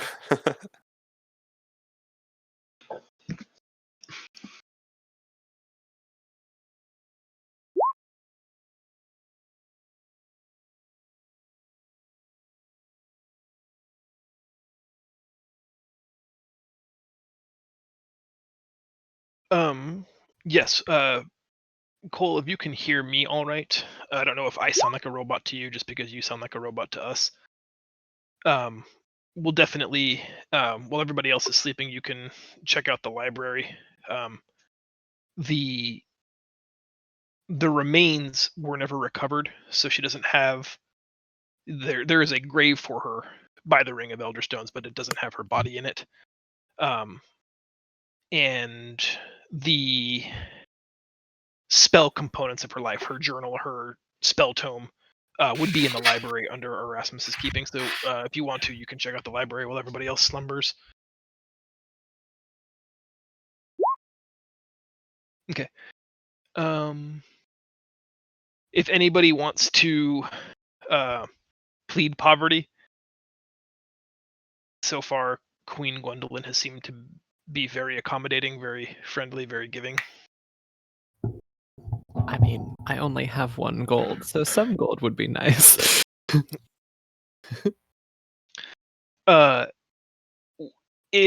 Framed in the perhaps we need like a per diem to carry out this mission, as we've not put 2 copper to rub together. Oh, of course, she says, motioning for the treasurer. He will fund this endeavor with 1,000 gold pieces. That should be more than enough for you to make the Each? trip and return. Total. Damn. Heck yeah. And she says, once you are successful in your mission, perhaps we can talk about a grander reward. Sounds good. Sounds great. Okay. You guys are going to go to sleep. I don't normally prefer to do this in game, but since it's the first time we're doing it together, I think we will. You guys have hit the milestone for level 5, so we'll be leveling up tonight together. Just because it's the first time, so if anybody's got like roll 20 mechanical questions or anything like that, we'll work through that right now. So if you guys want to get a start on that while I talk library stuff with Cole real quick. And temporary hit points go away, yes? Yes, they only last for 1 hour. Do we want to Awesome. divide that gold evenly? Because I think that's 125 each. Yeah, I don't know that we've talked about that. So I have some games where people like to keep like a communal fund that is like an equal share to like. So in this instance, it would just be an 8th party member. Some people like to put it all in a group fund and just kind of remove it, and then some people like just to always split it by the number of party members, and then that way everybody gets their own thing. You don't have to worry so much about I like the finances. Communal fund. As What was I'm it, not basics? I like the Communal fund as I'm not very familiar on what to even spend my gold with, so I still even have like 90 gold myself. Same. Yeah. Communal fund's fine with me. So if we ever Yeah, go okay. to a town and we need to buy a grip of health pots or whatever, we can do that out of the Communal fund and then split up the health pots that way. I, as a wizard, will probably keep dipping into that to get more spells. Well, I, as a sorcerer, will keep dipping into that because even sorcerer spells that require reagents. we have 1,000 gold. Probably more if we combine all of our gold too. So You know how much a diamond costs? A lot. how much experience do we need to level up? For at That is 2,700 a so good far? question. I want to say it's 3,400, but let me get a.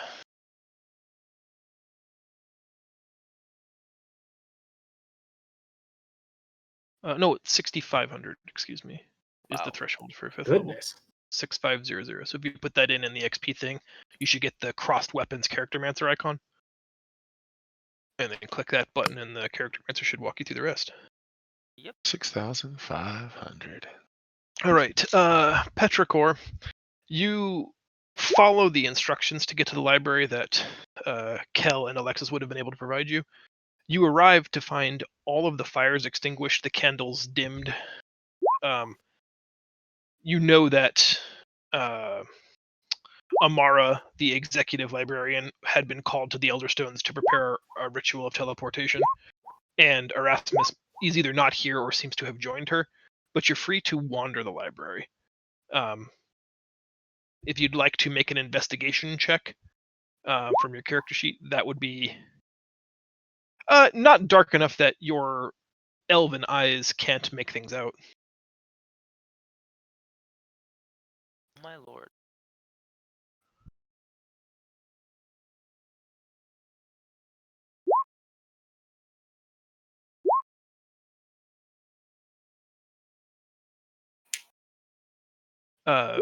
Petrichor is having a difficult time figuring out exactly how these books are ordered. It doesn't seem to conform to any logical reasoning you're familiar with. I mean, at one point, you think maybe the books are telling some kind of personal story, that these events are contextualized only in the frame of his own life experience. You're really not sure. You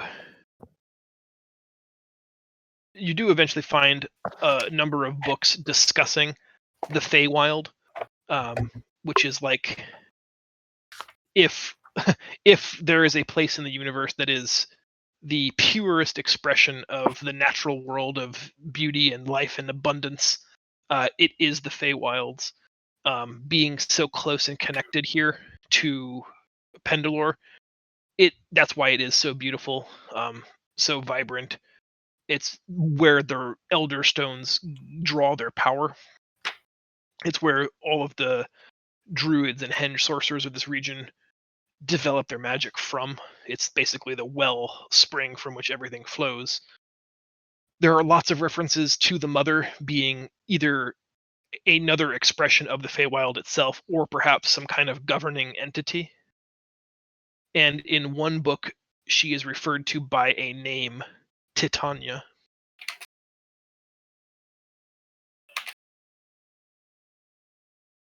There's not much else to go on here, though, other than from time to time, the mother, when balance is imbalanced, will often select a champion, someone to act on her behalf to help restore balance between facets of the natural world if something's out of whack. It seems as though you've been tapped to do this job. Unrelated. I just put something in Dungeons and Dragons. Oh boy.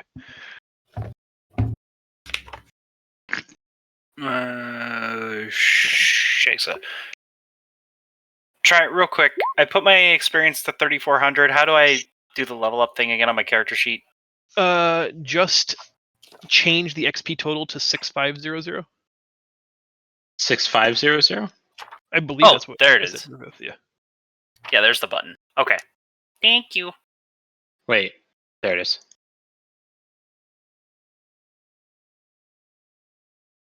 So when I heard Titania, that's what came to my mind. Sorry. I could do an extra attack now. Woo, woo. Do you roll or do you average? How does that work? It's up to you. And I won't conform. Like if one person chooses average, I'm not going to say everybody does. Rolling is it's going to literally just roll that die and you get what you get. Average will take, as you might guess, the average of what that die result would have been.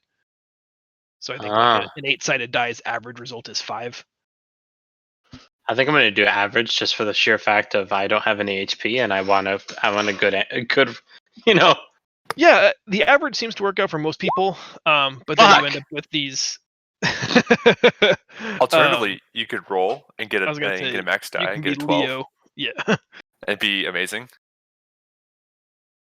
it's a mixed bag. My only advice or guiding principle is that the game's challenge rating system, as flawed as it is balanced around average. So the math is being done using average hit points, average armor class, and average die results for attack rolls.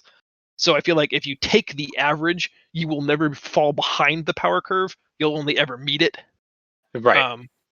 Where if you roll, sometimes you'll be ahead of it, but also sometimes you could end up with, fewer hit points than an encounter is designed for you to have, which can feel stupid sometimes.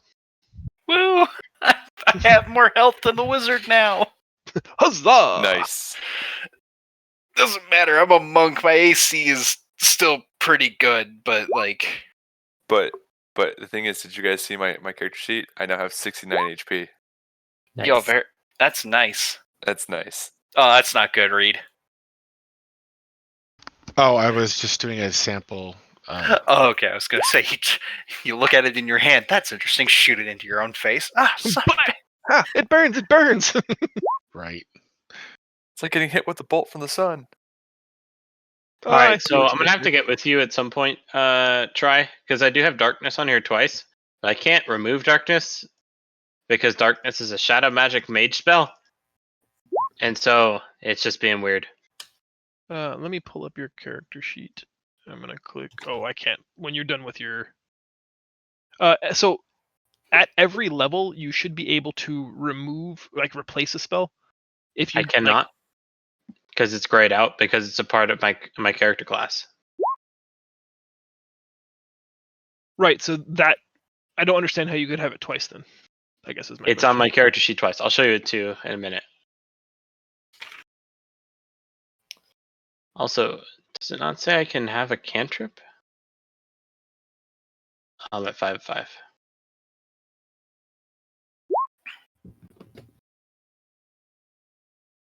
Read in all the spells. Yo, I got an extra +1 to my dex modifier somehow? I mean, cool. I just don't fully get where my dex stat didn't change. Your deck shouldn't have changed with 1 level. Yeah, it didn't. This was... Alright, whatever. I rolled average and that was what I got, so whatever.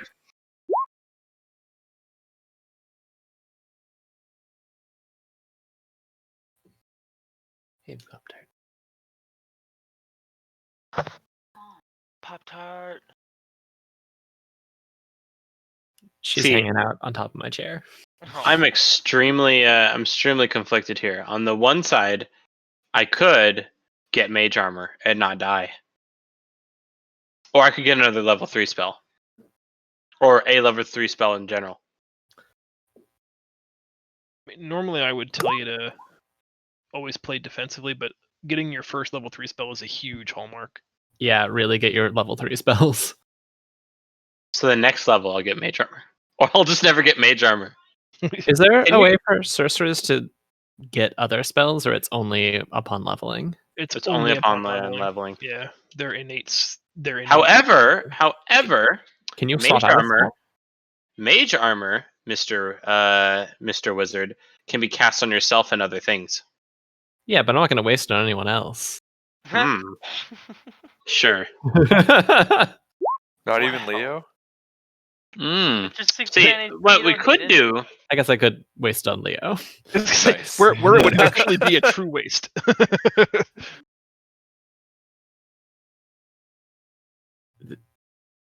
That would. I don't even know what mage armor does, so. Although with the cloak of protection, mage armor becomes less important because my base AC is 13 now. But So- it's also plus its Yeah, I was gonna dexterity say, modifier. let's talk about that real quick because this is one of those areas of common misconception. There are many, many, many ways to arrive at your character's armor class, and there are lots of like the easiest thing to picture is naked. It's just your dexterity. You've got a dexterity of 12, then you have an AC of 11. You put on full plate armor, your dexterity just is set to the number 18 because the armor is too heavy for dex to be a factor. You put on some leather armor, it's base of 12 plus dexterity, so now your armor is 14. Then there are class features like the barbarian that lets you increase your armor by dexterity plus constitution modifier. Then there's the monk's version where he gets dexterity plus wisdom. Anyway, so there are, or mage armor, there are multiple possible ways to calculate your armor class.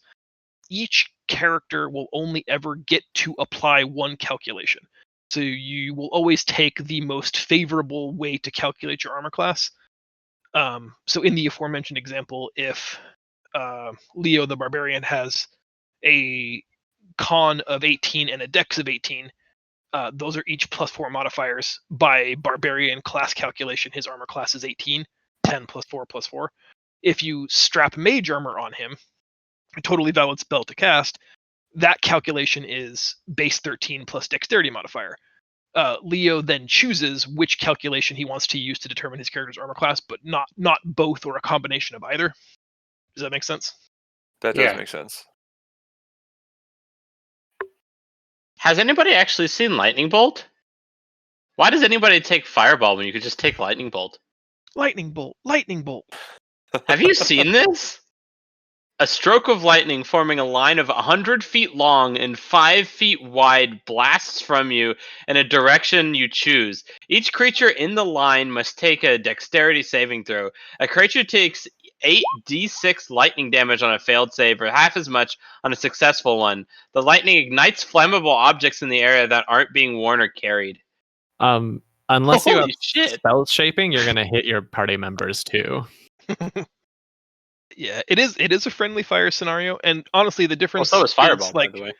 kind. Yeah. I don't want to say single target versus AOE, but the lightning bolt is just a line, whereas something like Fireball does the same damage, but to everything in a 20-foot radius. Right. which could be 8 to 10 creatures. Where like without a ton of deliberate battle map maneuvering, you're likely never going to get more than 1 or 2 creatures in a lightning bolt. You're right.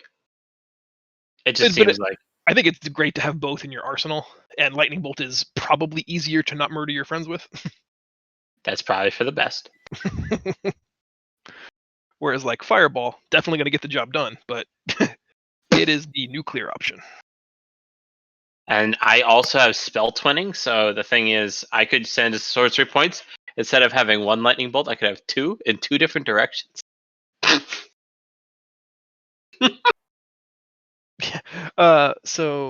Sorry, Cole.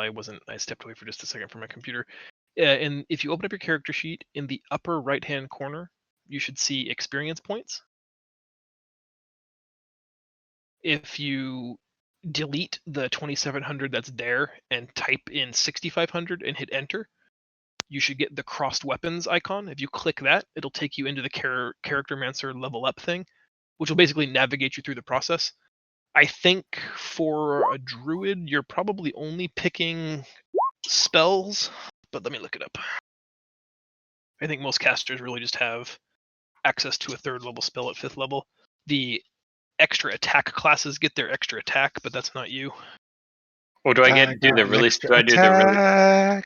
Or do I do the really sick joke and take tidal wave? Too soon, too soon.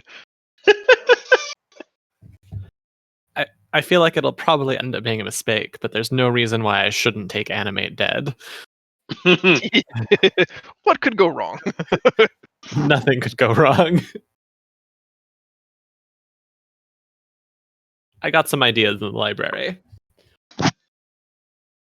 Intriguing. Oh yeah, I have 5 sorcery points now instead of 4. As what's different about what did the character mancer teach you?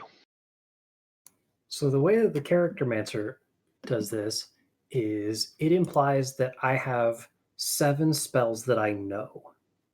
And then I have 2 extra spells that I know because I'm a zappy cleric. And what I'm reading here is that if I've read this right, I actually know all of the spells. Yes, you as a cleric, you know all spells on the clerical list, and then each Yes. morning at dawn, or whatever predetermined time is appropriate for your religion, you prepare those 7 spells for the day. Right. And then on top of that, I have the domain spells that I just That are always prepared. always have ready to Correct. cast. Because of the way the character mancer put it, I was under the impression that those were the 7 spells that I knew. Well, then you just learned a lot more spells. I did. And I spent the last 20 minutes stressing about what spell I was going to learn.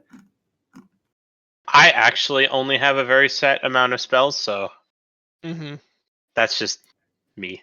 The problem is going to be linking the spell that I want to use when I want to use it. Yeah, right? Because the spells that I click I learn are the ones that populate on my character sheet. Yeah, so I mean, a lot of people build fairly traditional kind of loadouts, for lack of a better word, making only marginal changes based on what they're expecting to encounter that day.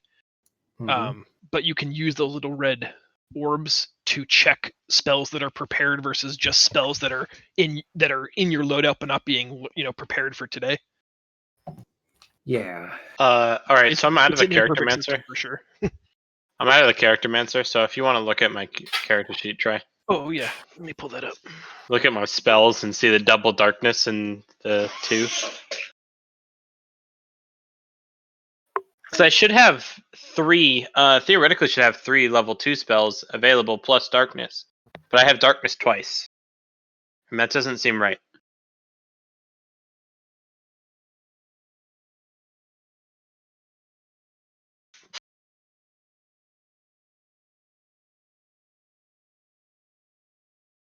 And if I could change anything, I would just take darkness out of the level 2 spell and then just add mage armor to level 1. Because I think I can do that, right? Yeah, it's actually done. Well, it hasn't updated yet, but it should be done. Well, the mage armor thing hasn't done, but you did take darkness away. Oh, you're welcome. So I'll pretend I have mage armor there, I guess. It is. Hold on, let me just close out. It's doing that thing, maybe.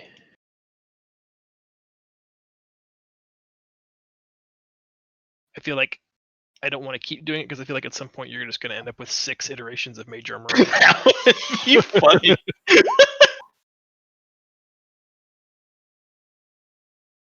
Is there any reason you can't learn mage armor? No, it's a sorcerer class spell. It was in the list earlier. Yeah, it's really not accepting it. That's all right. So, I have the power of overruling it. so something I just kind of realized. I just remembered like why I always kind of like just wave the open hand for monk. And it's just because it hits things really hard.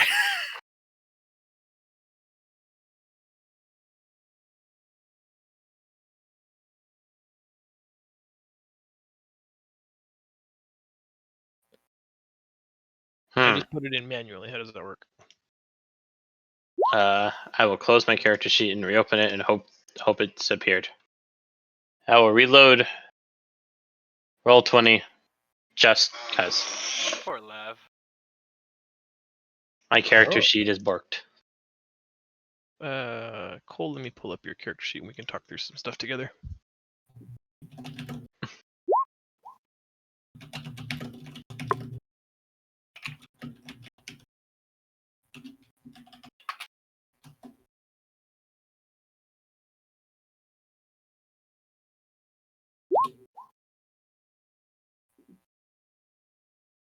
Yeah, what Feisty's saying is important. I think the character sheet will automatically update it, but your proficiency bonus across the board increased by 1 for everybody. So all of your attack roll, skill checks, everything dependent on proficiency just got 1 better. Oh, that's nifty. Yep. So I'll be even better at persuading people to do stuff. Am I charismatic in the real to do it? No, but my character sure is. All right, Cole, I'm looking at your spell tab. Did we? Oh, do you still have the character mancer open? Okay. Mage armor's there. It worked. When you good. When you click on the level up, it should. I think you've already got the selecting average for hit points. Then it'll tell you class features, and you'll skip through. Basically, there's nothing for you to do until you get to the spells tab. At which point it will let you remove a spell and add a spell because it's level up. But otherwise, you get to add 1 spell to your prepared spells for the day. You're kind of like a cleric in that you know technically all of the druid spells, but you're just picking the set number that you're going to prepare for today. And because this is the first level you'll have access to 3rd level spells, you get to, prepare, air quotes, 1 more spell at any level. So I think you probably, conventional wisdom is that you pick a 3rd level spell. But like I said, it can be of 1st, 2nd, or 3rd level. It's just ostensibly 3rd level is going to be more powerful or more impactful, so it's best to spend that early and pick up more utility stuff somewhere down the road. And you'll have you gain 2 slots at that spell level. So the 1 3rd level spell that you know or prepare every morning, you'll be able to cast twice. Does that make sense?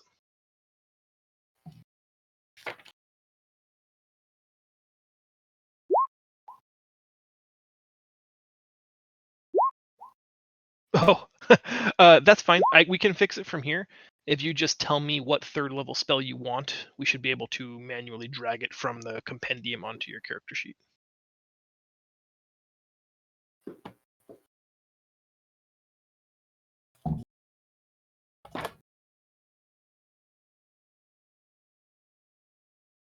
And there's no pressure if you want to take a few minutes and read some stuff and make a decision.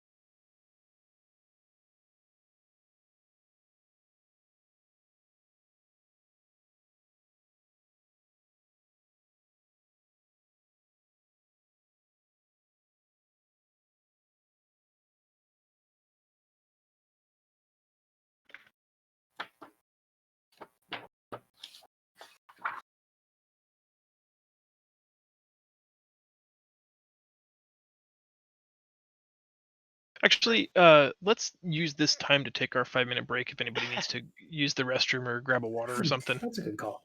And Sounds good to me. Cole, take this 5 and finish reading up on spells. If you have come to a decision by the time the 5-minute break is over, let me know and I'll throw it in. Otherwise, I'd like to get back to the game a little bit and we can just kind of add your spell on the fly, or even next week if we have to. It won't break anything. All right, be back in 5, guys. Thanks.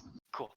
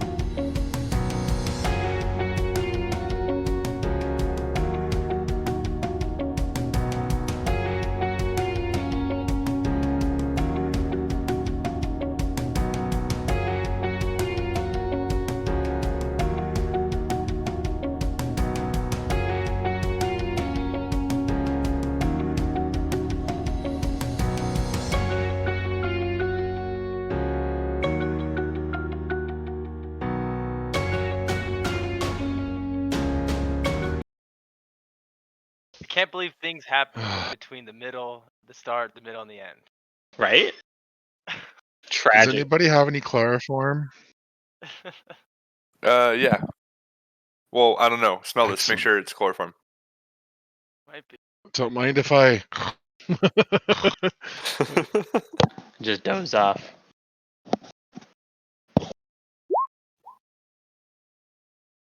So, Does this smell like chloroform to you?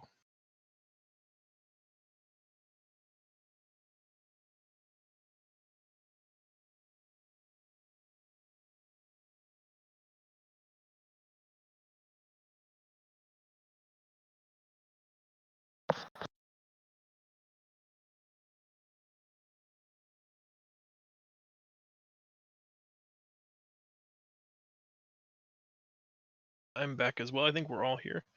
I'm just trying to add Wind Wall successfully to Petrichor's character sheet, which I think I've done. But I can't be certain. It Can't looks like you? it worked.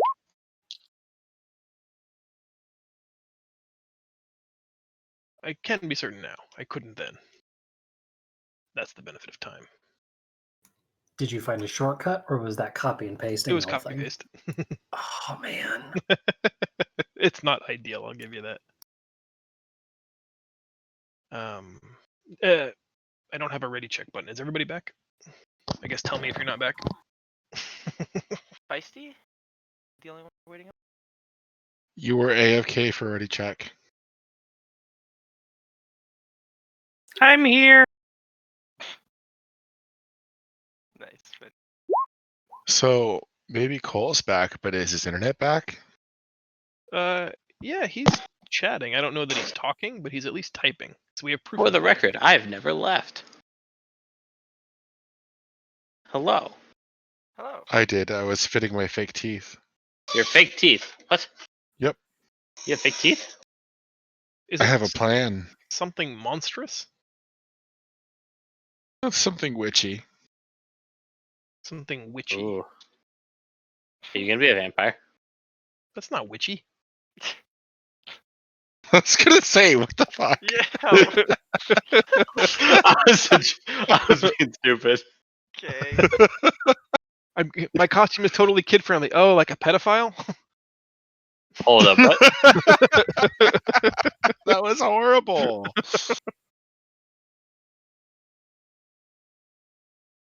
I just put in the fake front teeth, my buck teeth. So. That's cool. Oh, I do remember. I think you were gonna be from Hocus Pocus, right? I put a spell on you. Yes, I remember that now. You're gonna be one of the Yeah. witches from Hocus Pocus? Hell yeah. Not one of the Bette witches. Midler witch whose the name I don't know. witch. Yeah. Ah. You're right. I need to watch that movie again. Yeah. I paid a friend to like let out the costume for me so that it fits, even though I ordered the largest possible size for it that I could find. And I will be posting. I can tell you guys the surprise because you're not coming to my party. Oh man, spoilers. But I paid another one of my friends who's a baker and a cake designer to bake 3 cakes, each decorated after one of the sisters. Is it Colizio? No, he lives in Texas, not California. I'm just saying, I only know 2 bakers, and he's one of them. Everyone is But back. she's doing character cakes for each of the 3 witches, and yeah, I'm actually having a really good time, and I'm only having 2 people over, so I'm just like, I'm going all out for 2 fucking people. It's more for you. Damn right, it's for me.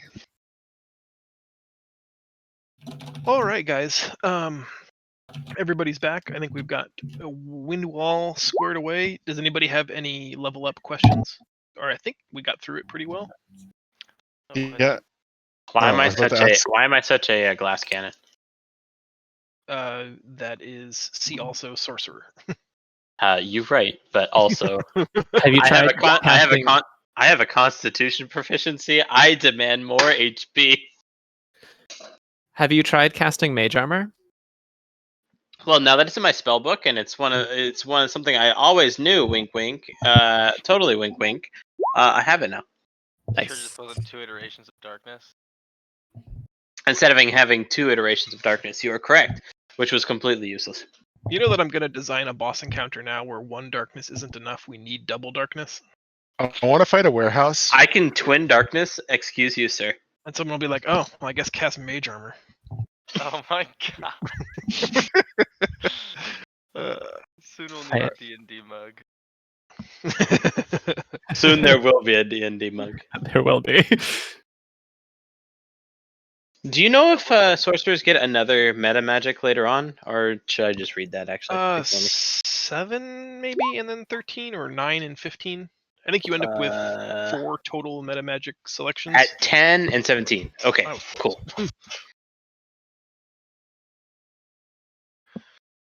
So that's when I get to shape my spells, and then I can have a lightning bolt that moves around the entire party and then doesn't hit any of them, but then somehow also curves in all different directions and hits everybody on the map. It's That's gonna look awesome. real cool. Mm-hmm. We'll fix it in post production. Lightning bolt with a wilt. It's like try, and you're gonna be like, "What?" I'm gonna be like, "Quick!" I'm gonna be like, "Shape the spell," and you're gonna be like, "Oh God!" I'm gonna be like, "I hit everything." You're just Gonna have like, to that's not find, how that like, works. Little cell shaded aluminum foil bands to just kind of like stretch into lightning bolts. Yeah, Exactly. PK Thunder. PK Thunder. I assume we're gonna have to do the same thing with Animate Dead that we did with the Bag of Tricks for me, because I apparently love having so many minions. All right. Oh boy, Yeah. they're gonna all be badgers. They better all be badgers. I mean, I think Undead it kind of badgers. depends whether or not we've killed a bunch of badgers, but Well, one of we them's a find child, so a badger mass grave. There's always a badger mass grave on the battlefield. What How terrible does this evil work? befell these poor creatures. It appears to be a giant badger mass grave. That reminds me of shit you can pull in Wow, 3.5 and having infinite strength. Yep. All right, Opie, this is the day we've been hoping for. Oh my god. Rise, minions. Ooh, does Opie get stats and stuff? When he's a real boy. I'm not I gonna- mean, like, I'm not is he gonna going to make be like Opie a fight. fighting companion? Because he's out for What revenge. if Opie actually can use magic? You know what? That's between me and Opie whether he's gonna fight. Also, question: how much gold do we have between each Is, of us? Or are we doing that as a is collective fund? is Opie one of the Skyrim children where he can't die? Yes. So we're gonna I send him like- in the battle, right? I would. That's what I was afraid of. No. There might be traps in this hallway. Opie! All right, Opie, I need you to take this dagger and go stab that dragon 1,000 times. Uncle Leo wants you to go find the trap again. Can you do that for me, bud? I All hate right, Opie, we're Uncle gonna play a Leo. favorite Why game. It's would called you? Eat the Baby. Why would you send me into the traps again? my maternal instincts say fuck Don't all kick the y'all. baby. Don't kick the baby. So on that question, we had a collective fund for the money, or are we spreading it? Yes. I mean, What are we doing? like I Strap said, a cannon on him? You two sorcerers were talking about how you need an absurd amount of cash. Yeah, we're all just gonna do it. Well, there's donate our money actually to the only one sorcerers. sorcerer in the party. Actually, to be honest, there's a wizard and a sorcerer. And a druid too. There is a druid. There's also a cleric. Magic. Yeah, ain't we don't cheap. talk about him. I talk about him. That cleric has saved my life 3 times now. He's a good little boy. And so has this weird halfling. He's got a weird infatuation with me. I don't know if I should just be able to talk to him. I guess it depends on whether or not you're a height supremacist. I don't know. Nobody in this party is. Nobody's over 5 feet. It lasts. I'm Excuse over me. 5 feet. Excuse you. Excuse me, I am 5'5". In real life, Oh, boy. Hold on. How high am I? Very high. I'm the He's tallest 5 person in the kilograms. party. I'm the tallest person in the party. My character's 5'8". Aw. Okay. Fair You're enough, I guess. On You're as bite tall size. as me, How so I guess tall we're am I both the again? tallest. Hmm. I like how our mages are the tallest people. Poor people. The It looming was funny mages. to just arrange everybody by height. Like, we do have a short, 2 short, 3 short, 4. Oh my goodness, we are mostly tiny people. Does that mean Our group is Lav so and, weird. does that mean Everyone Lav and I looks are at like us the like parents? I mean, that's how I think that strangers is must look true, at it, yeah. actually. Can you imagine Swear seeing to like God, a their ragtag oldest son group has a full beard. of midgets? We're a really weird family. Yeah. Very weird, absolutely. Hey Lav, After, Yeah. in our small talk earlier, do you think it came up that we both grew up in Pendilor, or not yet? Probably. Okay. I can't see why not.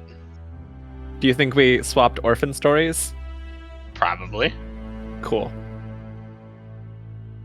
That's what orphans do, right? Yeah, that's what all orphans do. Something like that. Where were you born, Nom? I was born in a library. talk about Actually, I was born on the I wasn't battlefield. born in a library, but that's all I remember. My mom was a bitch though. Good lord. Oh wow. Alright, after leveling up, you guys get a good night's sleep. In the wee small hours of the morning, you rise and join the council, Liza and Amara, who wait for you at the Ring of Elderstones. If you guys are ready to embark, she's prepared to initiate the rite.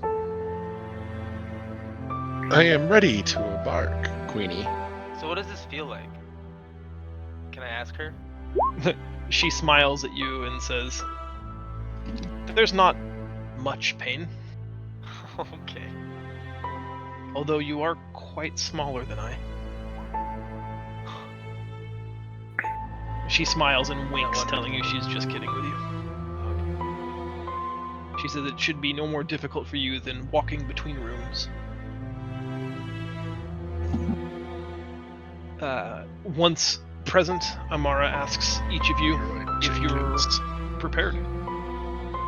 Once you say yes, she begins an elaborate incantation that causes glowing runes on the stone floor to flicker to life. When she finishes, a deep vacuum sound fills the garden area, and there is a flash of light as energy coalesces into a vertical pool.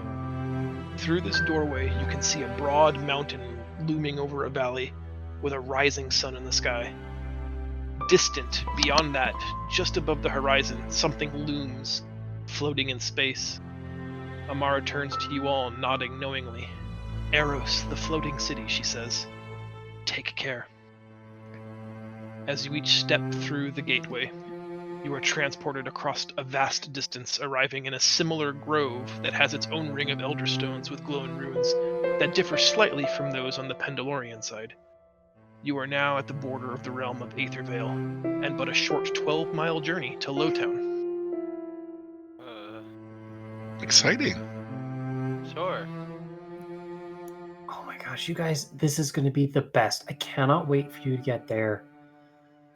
Oh, you guys get to see my cave. Oh, good. Oh, I didn't clean. I'm sorry. It's okay, bud. Did I bring the cart with Leslie, or do I leave it behind? I'm going to assume that she stayed behind, but you can have it if you want it. I'll leave it behind then.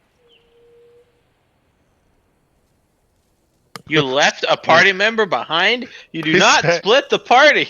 I mean, I Hit guess off that's a true. lot. If Colt gold on cocoons again, that. where are we going to put him? That's true. I thought the whole purpose was that shit comes with I'm us. gonna bring my cart if Okay. I can. Bring our gold? Yeah. Bring our gold! Yeah, please. You're able to fit Leslie and the cart, the portable forge, and all through the gateway, narrowly singeing some of the edges. It seems that stuff that doesn't neatly fit through the event horizon is destroyed. Oh shit. Kelly, I'm sorry about your extra clothing. Whoops.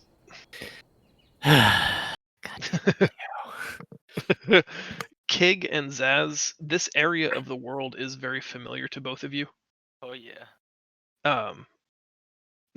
Zaz, you lived here. Kig, you've worked in and out of this area, and this is also the rough area where you guys met for the very first time. Given as He this meant is my kind rump, of but yeah. given as this is kind of your backyard, would either of you like to take point in navigating the group towards Lowtown? Zaz is, and for the first time in a little while, is really excited, just rambling about all of the cool places to see in Lowtown. I like that. Ooh, tell me more. And it's like, it's not even a coherent thought. It's like, oh my gosh. And you get to see my favorite bar. It's the Toad and the Foal. They have this really big statue of a toad and a really tiny statue of a foal. And oh, my favorite place to hide. It's the place under the central trash pile where the best stuff falls. That's also my favorite place to scavenge. You cannot believe it. Leo is intently listening. This goes on for about 12 miles. Reed is also like very taken in by Zaz opening up, and the excitement is just attuned to every word. Zaz, you're leading this party. Why don't you make a survival check for me with advantage, because you are quite familiar with this area. It's just navigating around some local hazards, taking less obvious roads if you're trying to deliberately keep a low profile here. Yeah, Kig is trying to keep a low profile. I'm like in the back, hiding behind Leo. I Are would you in like the to cart? bypass that. That's possible. I'd like to bypass that role with this background. So I have an excellent memory of geography. Nice. Yeah, you have, as though you were tracing the lines on the back of your hand, you know exactly how to get to Lowtown. Several ways, in fact. You offer a scenic route, the river route, over the mountain pass, where the billy goats gruff go. Eventually, the like, pass we the go. group is kind of just paralyzed by choice and just defer to you making the choice. You take the... Oh my gosh. Go ahead. This is my favorite bush to pick berries. Oh, there's berries. Love it. You guys walk following Zaz's instruction for many miles. The sun's now high in the sky, almost noon. You can still see the floating city of Eros. It seems to be growing ever closer, ever larger as you continue to trudge along. After you hike over the tallest of the hills that this winding river sort of serpentines through, Zaz stops everybody and points ahead, where everything here has been bright and vibrant and luminous and greens and deep cerulean blues in the water. In this valley beneath the flying city of Eros is this dark, almost dead canyon. The sun barely ever touches it. It's created a dead spot where natural vegetation doesn't seem to grow anymore, and the city below, you can see just tons of trash fires, dark plumes of black smoke coming from out the city. This is Lowtown, and it seems to live up to its name. This is awesome. Zaz is still excited. As you draw closer, you can see dozens of tall buildings reaching into the clouds, the alabaster and white marble of the construction of the city of Eros gleaming in reflective sunlight. Several torrents of water stream down from exposed pipes along the crenellated wall that surrounds this floating city. Free and motionless in the sky, Eros seems unreal, or at least unbelievable. By stark contrast, the valley and crater beneath Eros is dark, tarnished, and littered with the discarded detritus of the city above. Lowtown, as it is known, has grown in the shadow of this great city. Little vegetation grows here, and small buildings have been erected from whatever falls down. Its inhabitants, like its materials, are a flotsam of undesirable outcasts who have no other home. Lowtown is the beginning and end of many journeys.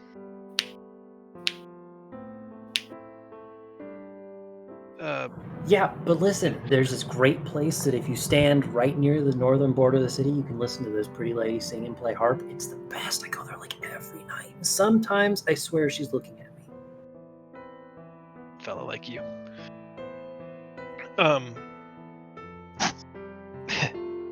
The reason that,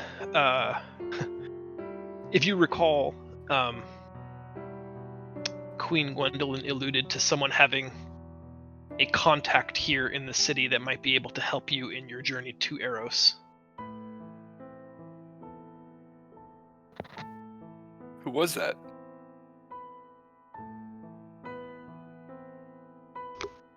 Yeah. Indeed. Was it Zaz? No, Zaz lives here, but he's never, to my knowledge, been up to the city. Oh, no. They only let me up to the city for if I have a job, and then I have to promptly get out because I am small and I smell bad, according to them. But it's really, I just want to Is go it up. Kig? Is it Cal? No. Is it Leo? No. Keg has been up there for sure. No. Maybe they could chime in, No. whoever it is. Well, I guess we could start our inquiry to see if there's a easy, accessible way up by canvassing the Toadenful. It's a well-known drinking establishment. Is there telephones in this in this world? Telephones? Cell phones or landlines? Is there a way to contact someone discreetly? There is only fax machines. It Oh. is an unfortunate The evolution most- of technology. And they're all very loud. There are a couple of ways to do it. There are things called sending stones that are magic items that basically function like walkie-talkies or cell phones. There's Mhm. also the sending spell or message. There are a number of ways to accomplish that. Yes. Oh, I don't have any of those. Okay, unfortunate.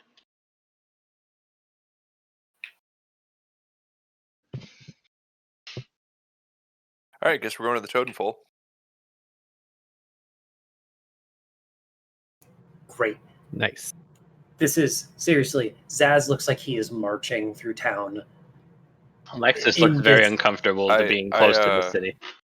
in this horrible Fallout hellhole. I asked Zaz if there's a place where we can, there's any stables in town, or outside of town, or anywhere clean.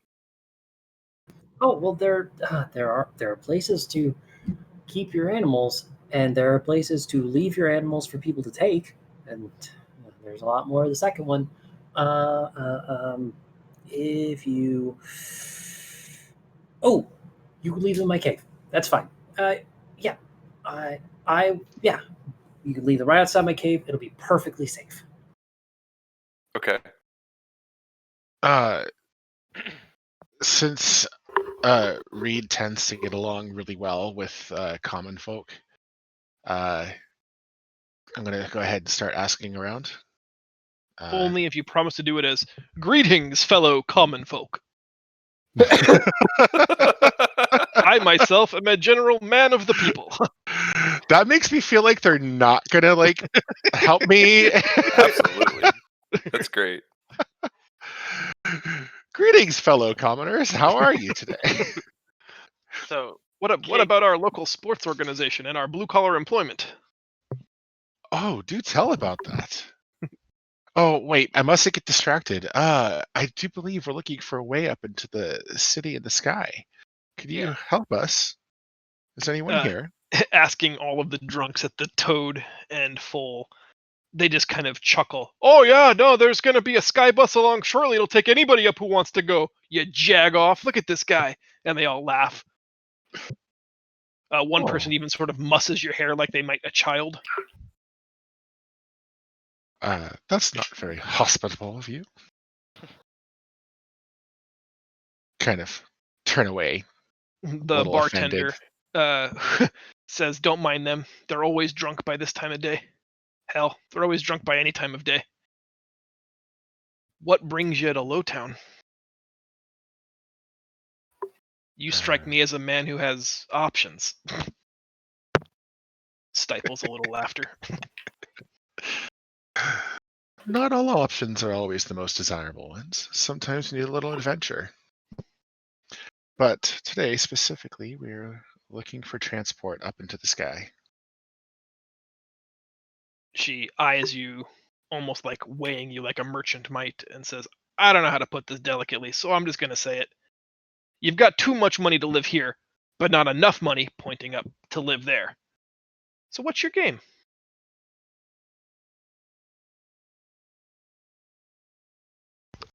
I'm like, crap, how much did I actually pay attention? I do my best to relay the relevant information, seeking, what our party seeks.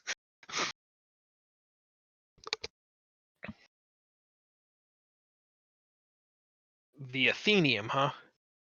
Nobody gets in there without an invitation. That's it.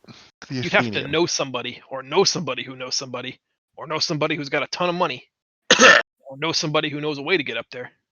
There's always a way up there.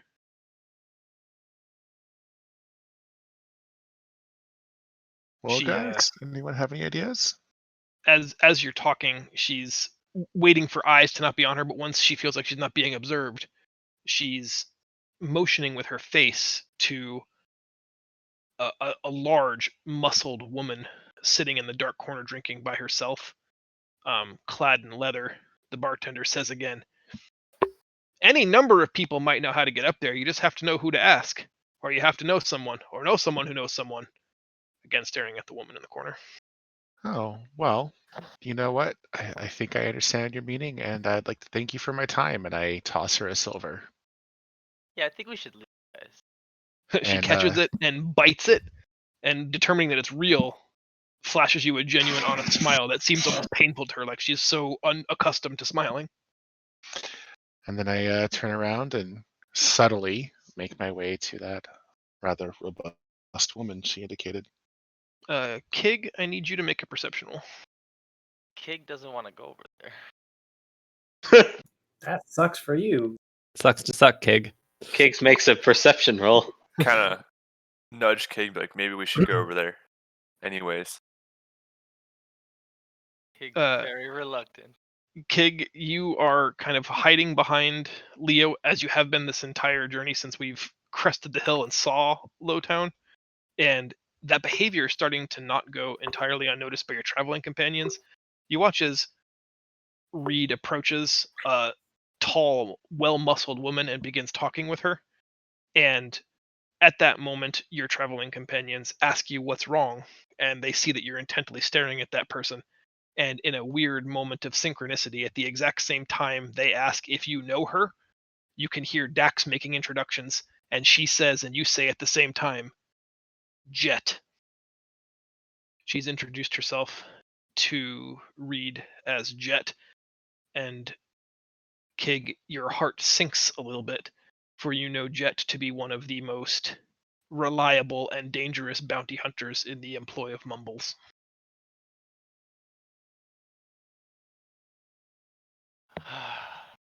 Everyone else watches as It's a pleasure Kig to meet you, Jet. It's a lovely name. shrinks and hides behind Leo, and Reed begins talking to this woman who, when she stands, is 4 foot taller than he is.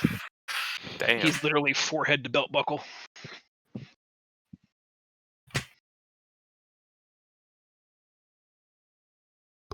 Unwavered by her height, I just continue. What do you want? We are trying to seek passage up into the city above. Perhaps you may be of some assistance. Little fella like you, I could probably throw you up there. Well, I admit that might be a fun adventure to partake on. Is there any safer means by which I may reach my destination? She, you notice, it's not aggressive, but she's got her hand on her belt to look like she's just, kind of casually relaxing, but where her thumb rests is just next to the hilt of a large, thick dagger.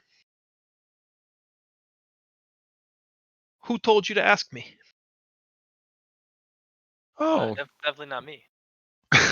Why would I know anything about anything? I like how Kiggs is just like, let's just not talk to her. Let's just go somewhere else. I just push on through. I'm like, well, I just noticed you here in this tavern, and you seem like a knowledgeable sort. Yeah, a regular scholar, me. How much coin you have? Not many.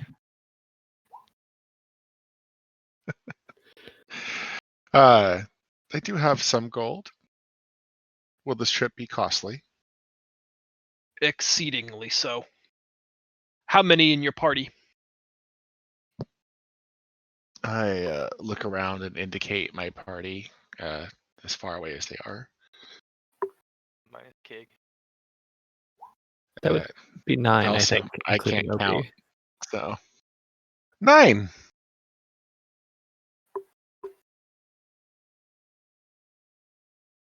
Zaz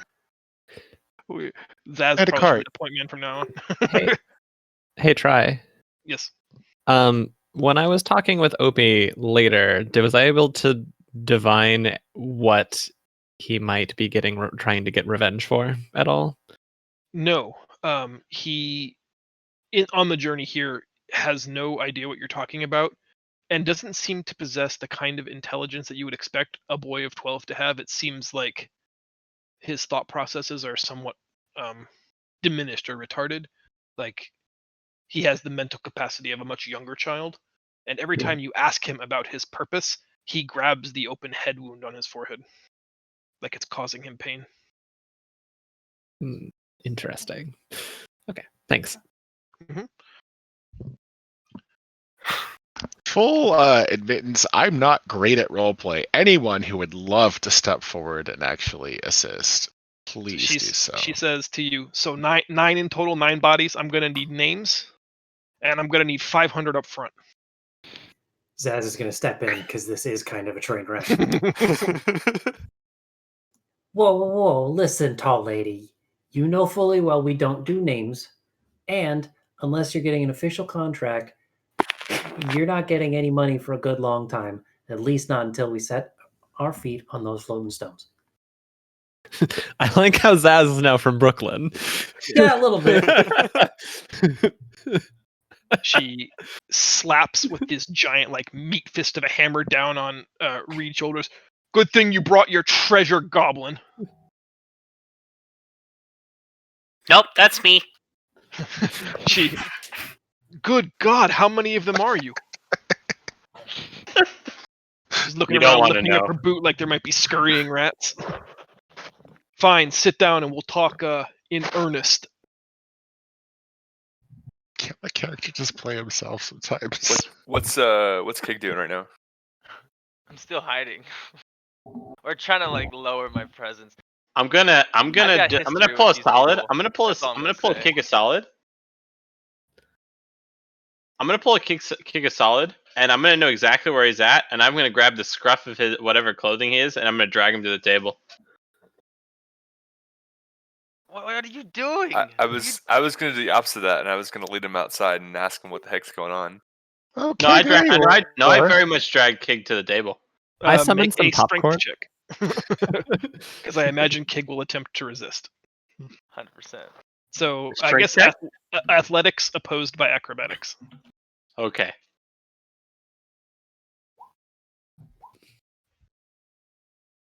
Damn. Wow. Oh. Trying to act in what she believes is your best interest, you are shocked and appalled as Alexis just grabs your arm and says, "We just have to confront things head on. I don't know what you're doing, but it's time to start getting in this game." And she drags you forward, and you pull and you struggle and you try to whip and you try to flip and you try to squirm, but she's surprisingly strong for an elf woman. And that's when you're left with no recourse. You bite her in the arm.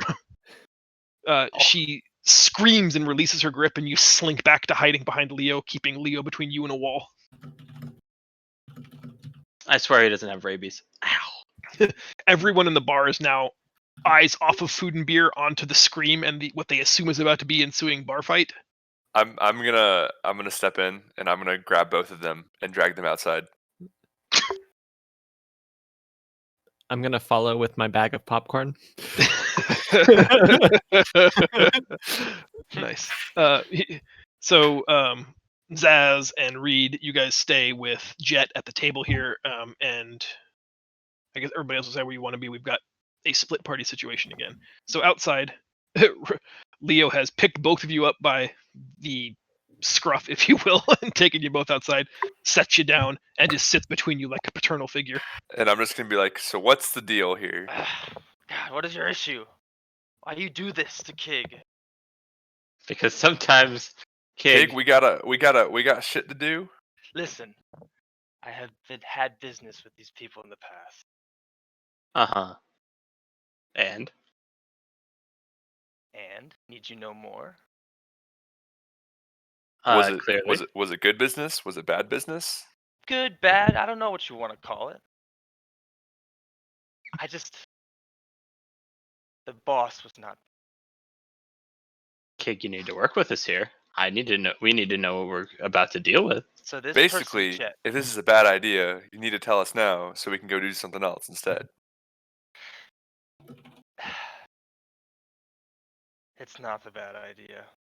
It's the not the only bad way idea. up to the city. The only way. The only way, huh? This person, Jet, she works for someone far, far more scared. Oof. It scares me. And I am King the Sword.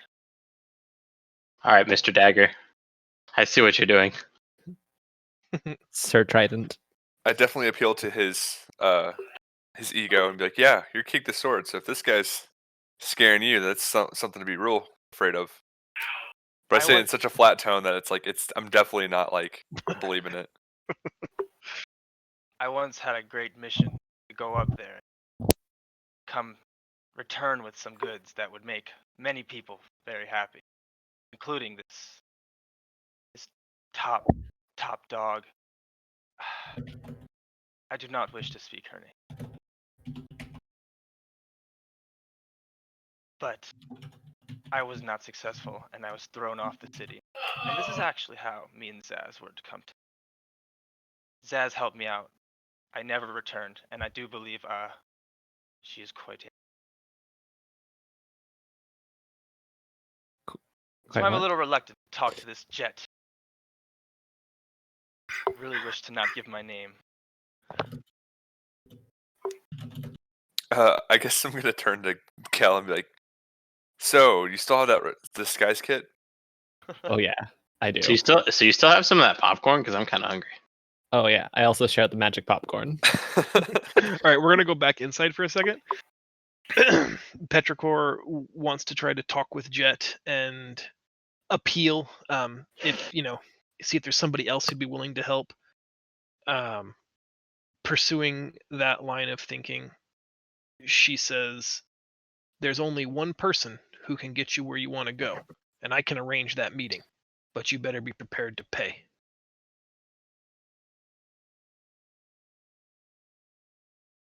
Sorry, there's a lull. Poor Cole has to type. On the out of character side, I'm really wishing I had fly right now, because this would make this a lot easier. I mean, I could just like sit at the end of Leo's manville, and he can swing it. Yeah, definitely. I could, yeah. I don't. How know high if is you, the city? It's like 600 feet up.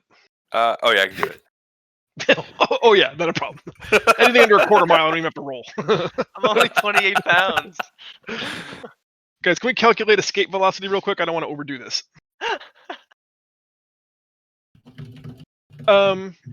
You could certainly try seduction or just being overly charming. Oh God, is he a druid of the spores? Because that'd be hilarious. Because I've got a friend who plays a druid of the spores, and he just has mushrooms growing on him, and he tries to seduce and fuck every potion which he finds.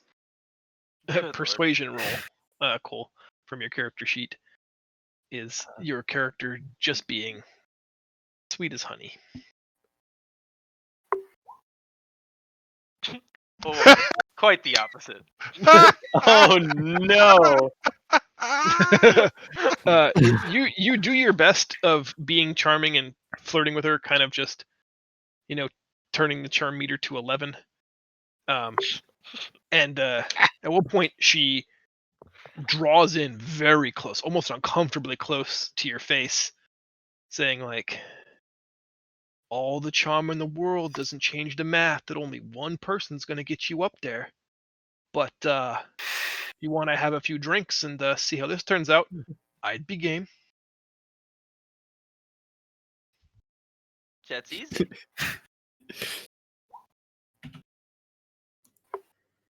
Zaz is going to step forward. My, what strong arms you have. This is great, and I can't wait to see you stab him. But we do need to get up to the city. We're not going to do 500. That's ridiculous, and you know it. We 100 now and 100 when we get up there. Contemplating. That seems fair to me. I'll have to take you, of course, to meet Mumbles. He runs Lowtown now. Oh. Uh-oh. Gather your friends. Let's go. Sounds good to me. Hey Kig, you want to disguise? Definitely we should Can we do disguise that? Kig. Zaz doesn't know any better and is going to proudly march out of the inn. And I don't know what's up with all the biting, but you would not believe this is going so much better than I expected. Guess what? All we have to do is go talk with the boss, and he's going to get us up, and we don't even have to get a contract to get a job in the city. Kig, I need you to make a stealth check. As soon as Zaz comes out, Jet is in tow and scans the party that she's just going to take to meet Mumbles. Yep.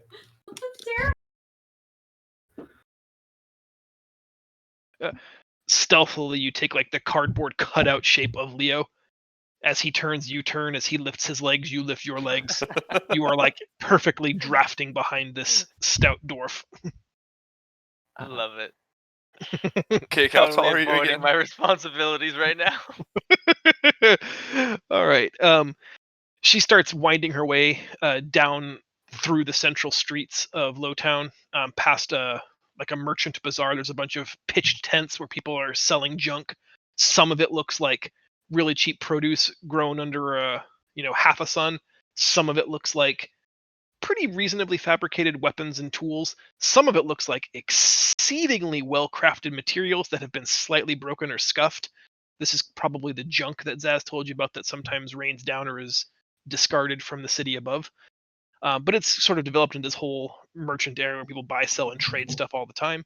You walk past this market, and there's this warehouse-looking structure that seems to be, comprised of many different discarded materials.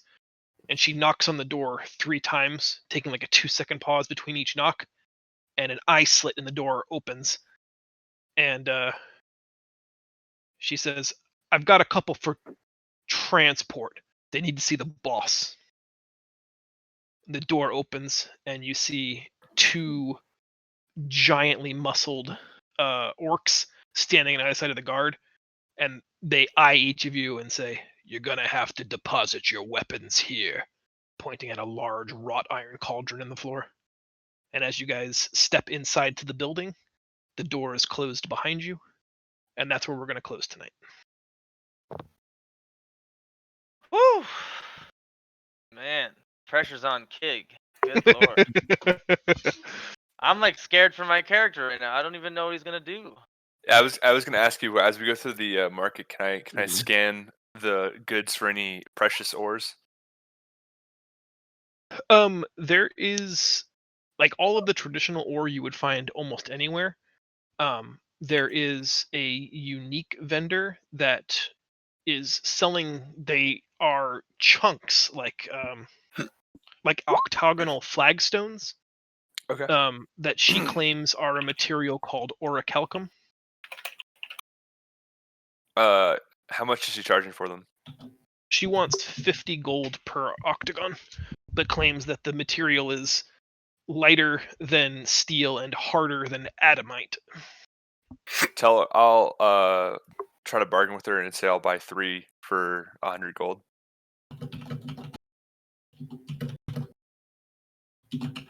She wants to know what you intend to do with it. Craft some weapons. Huh. Most likely. Fine, it's a slow day anyway, and she agrees to sell you 3 units of orichalcum for 100 gold. Sweet.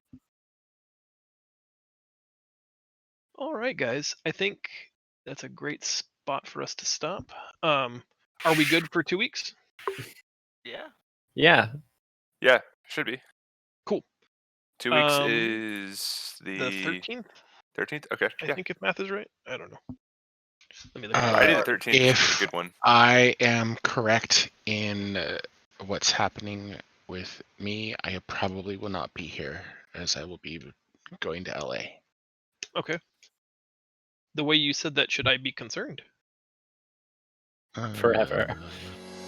Just for the weekend, probably. Okay, based on No. what's going on with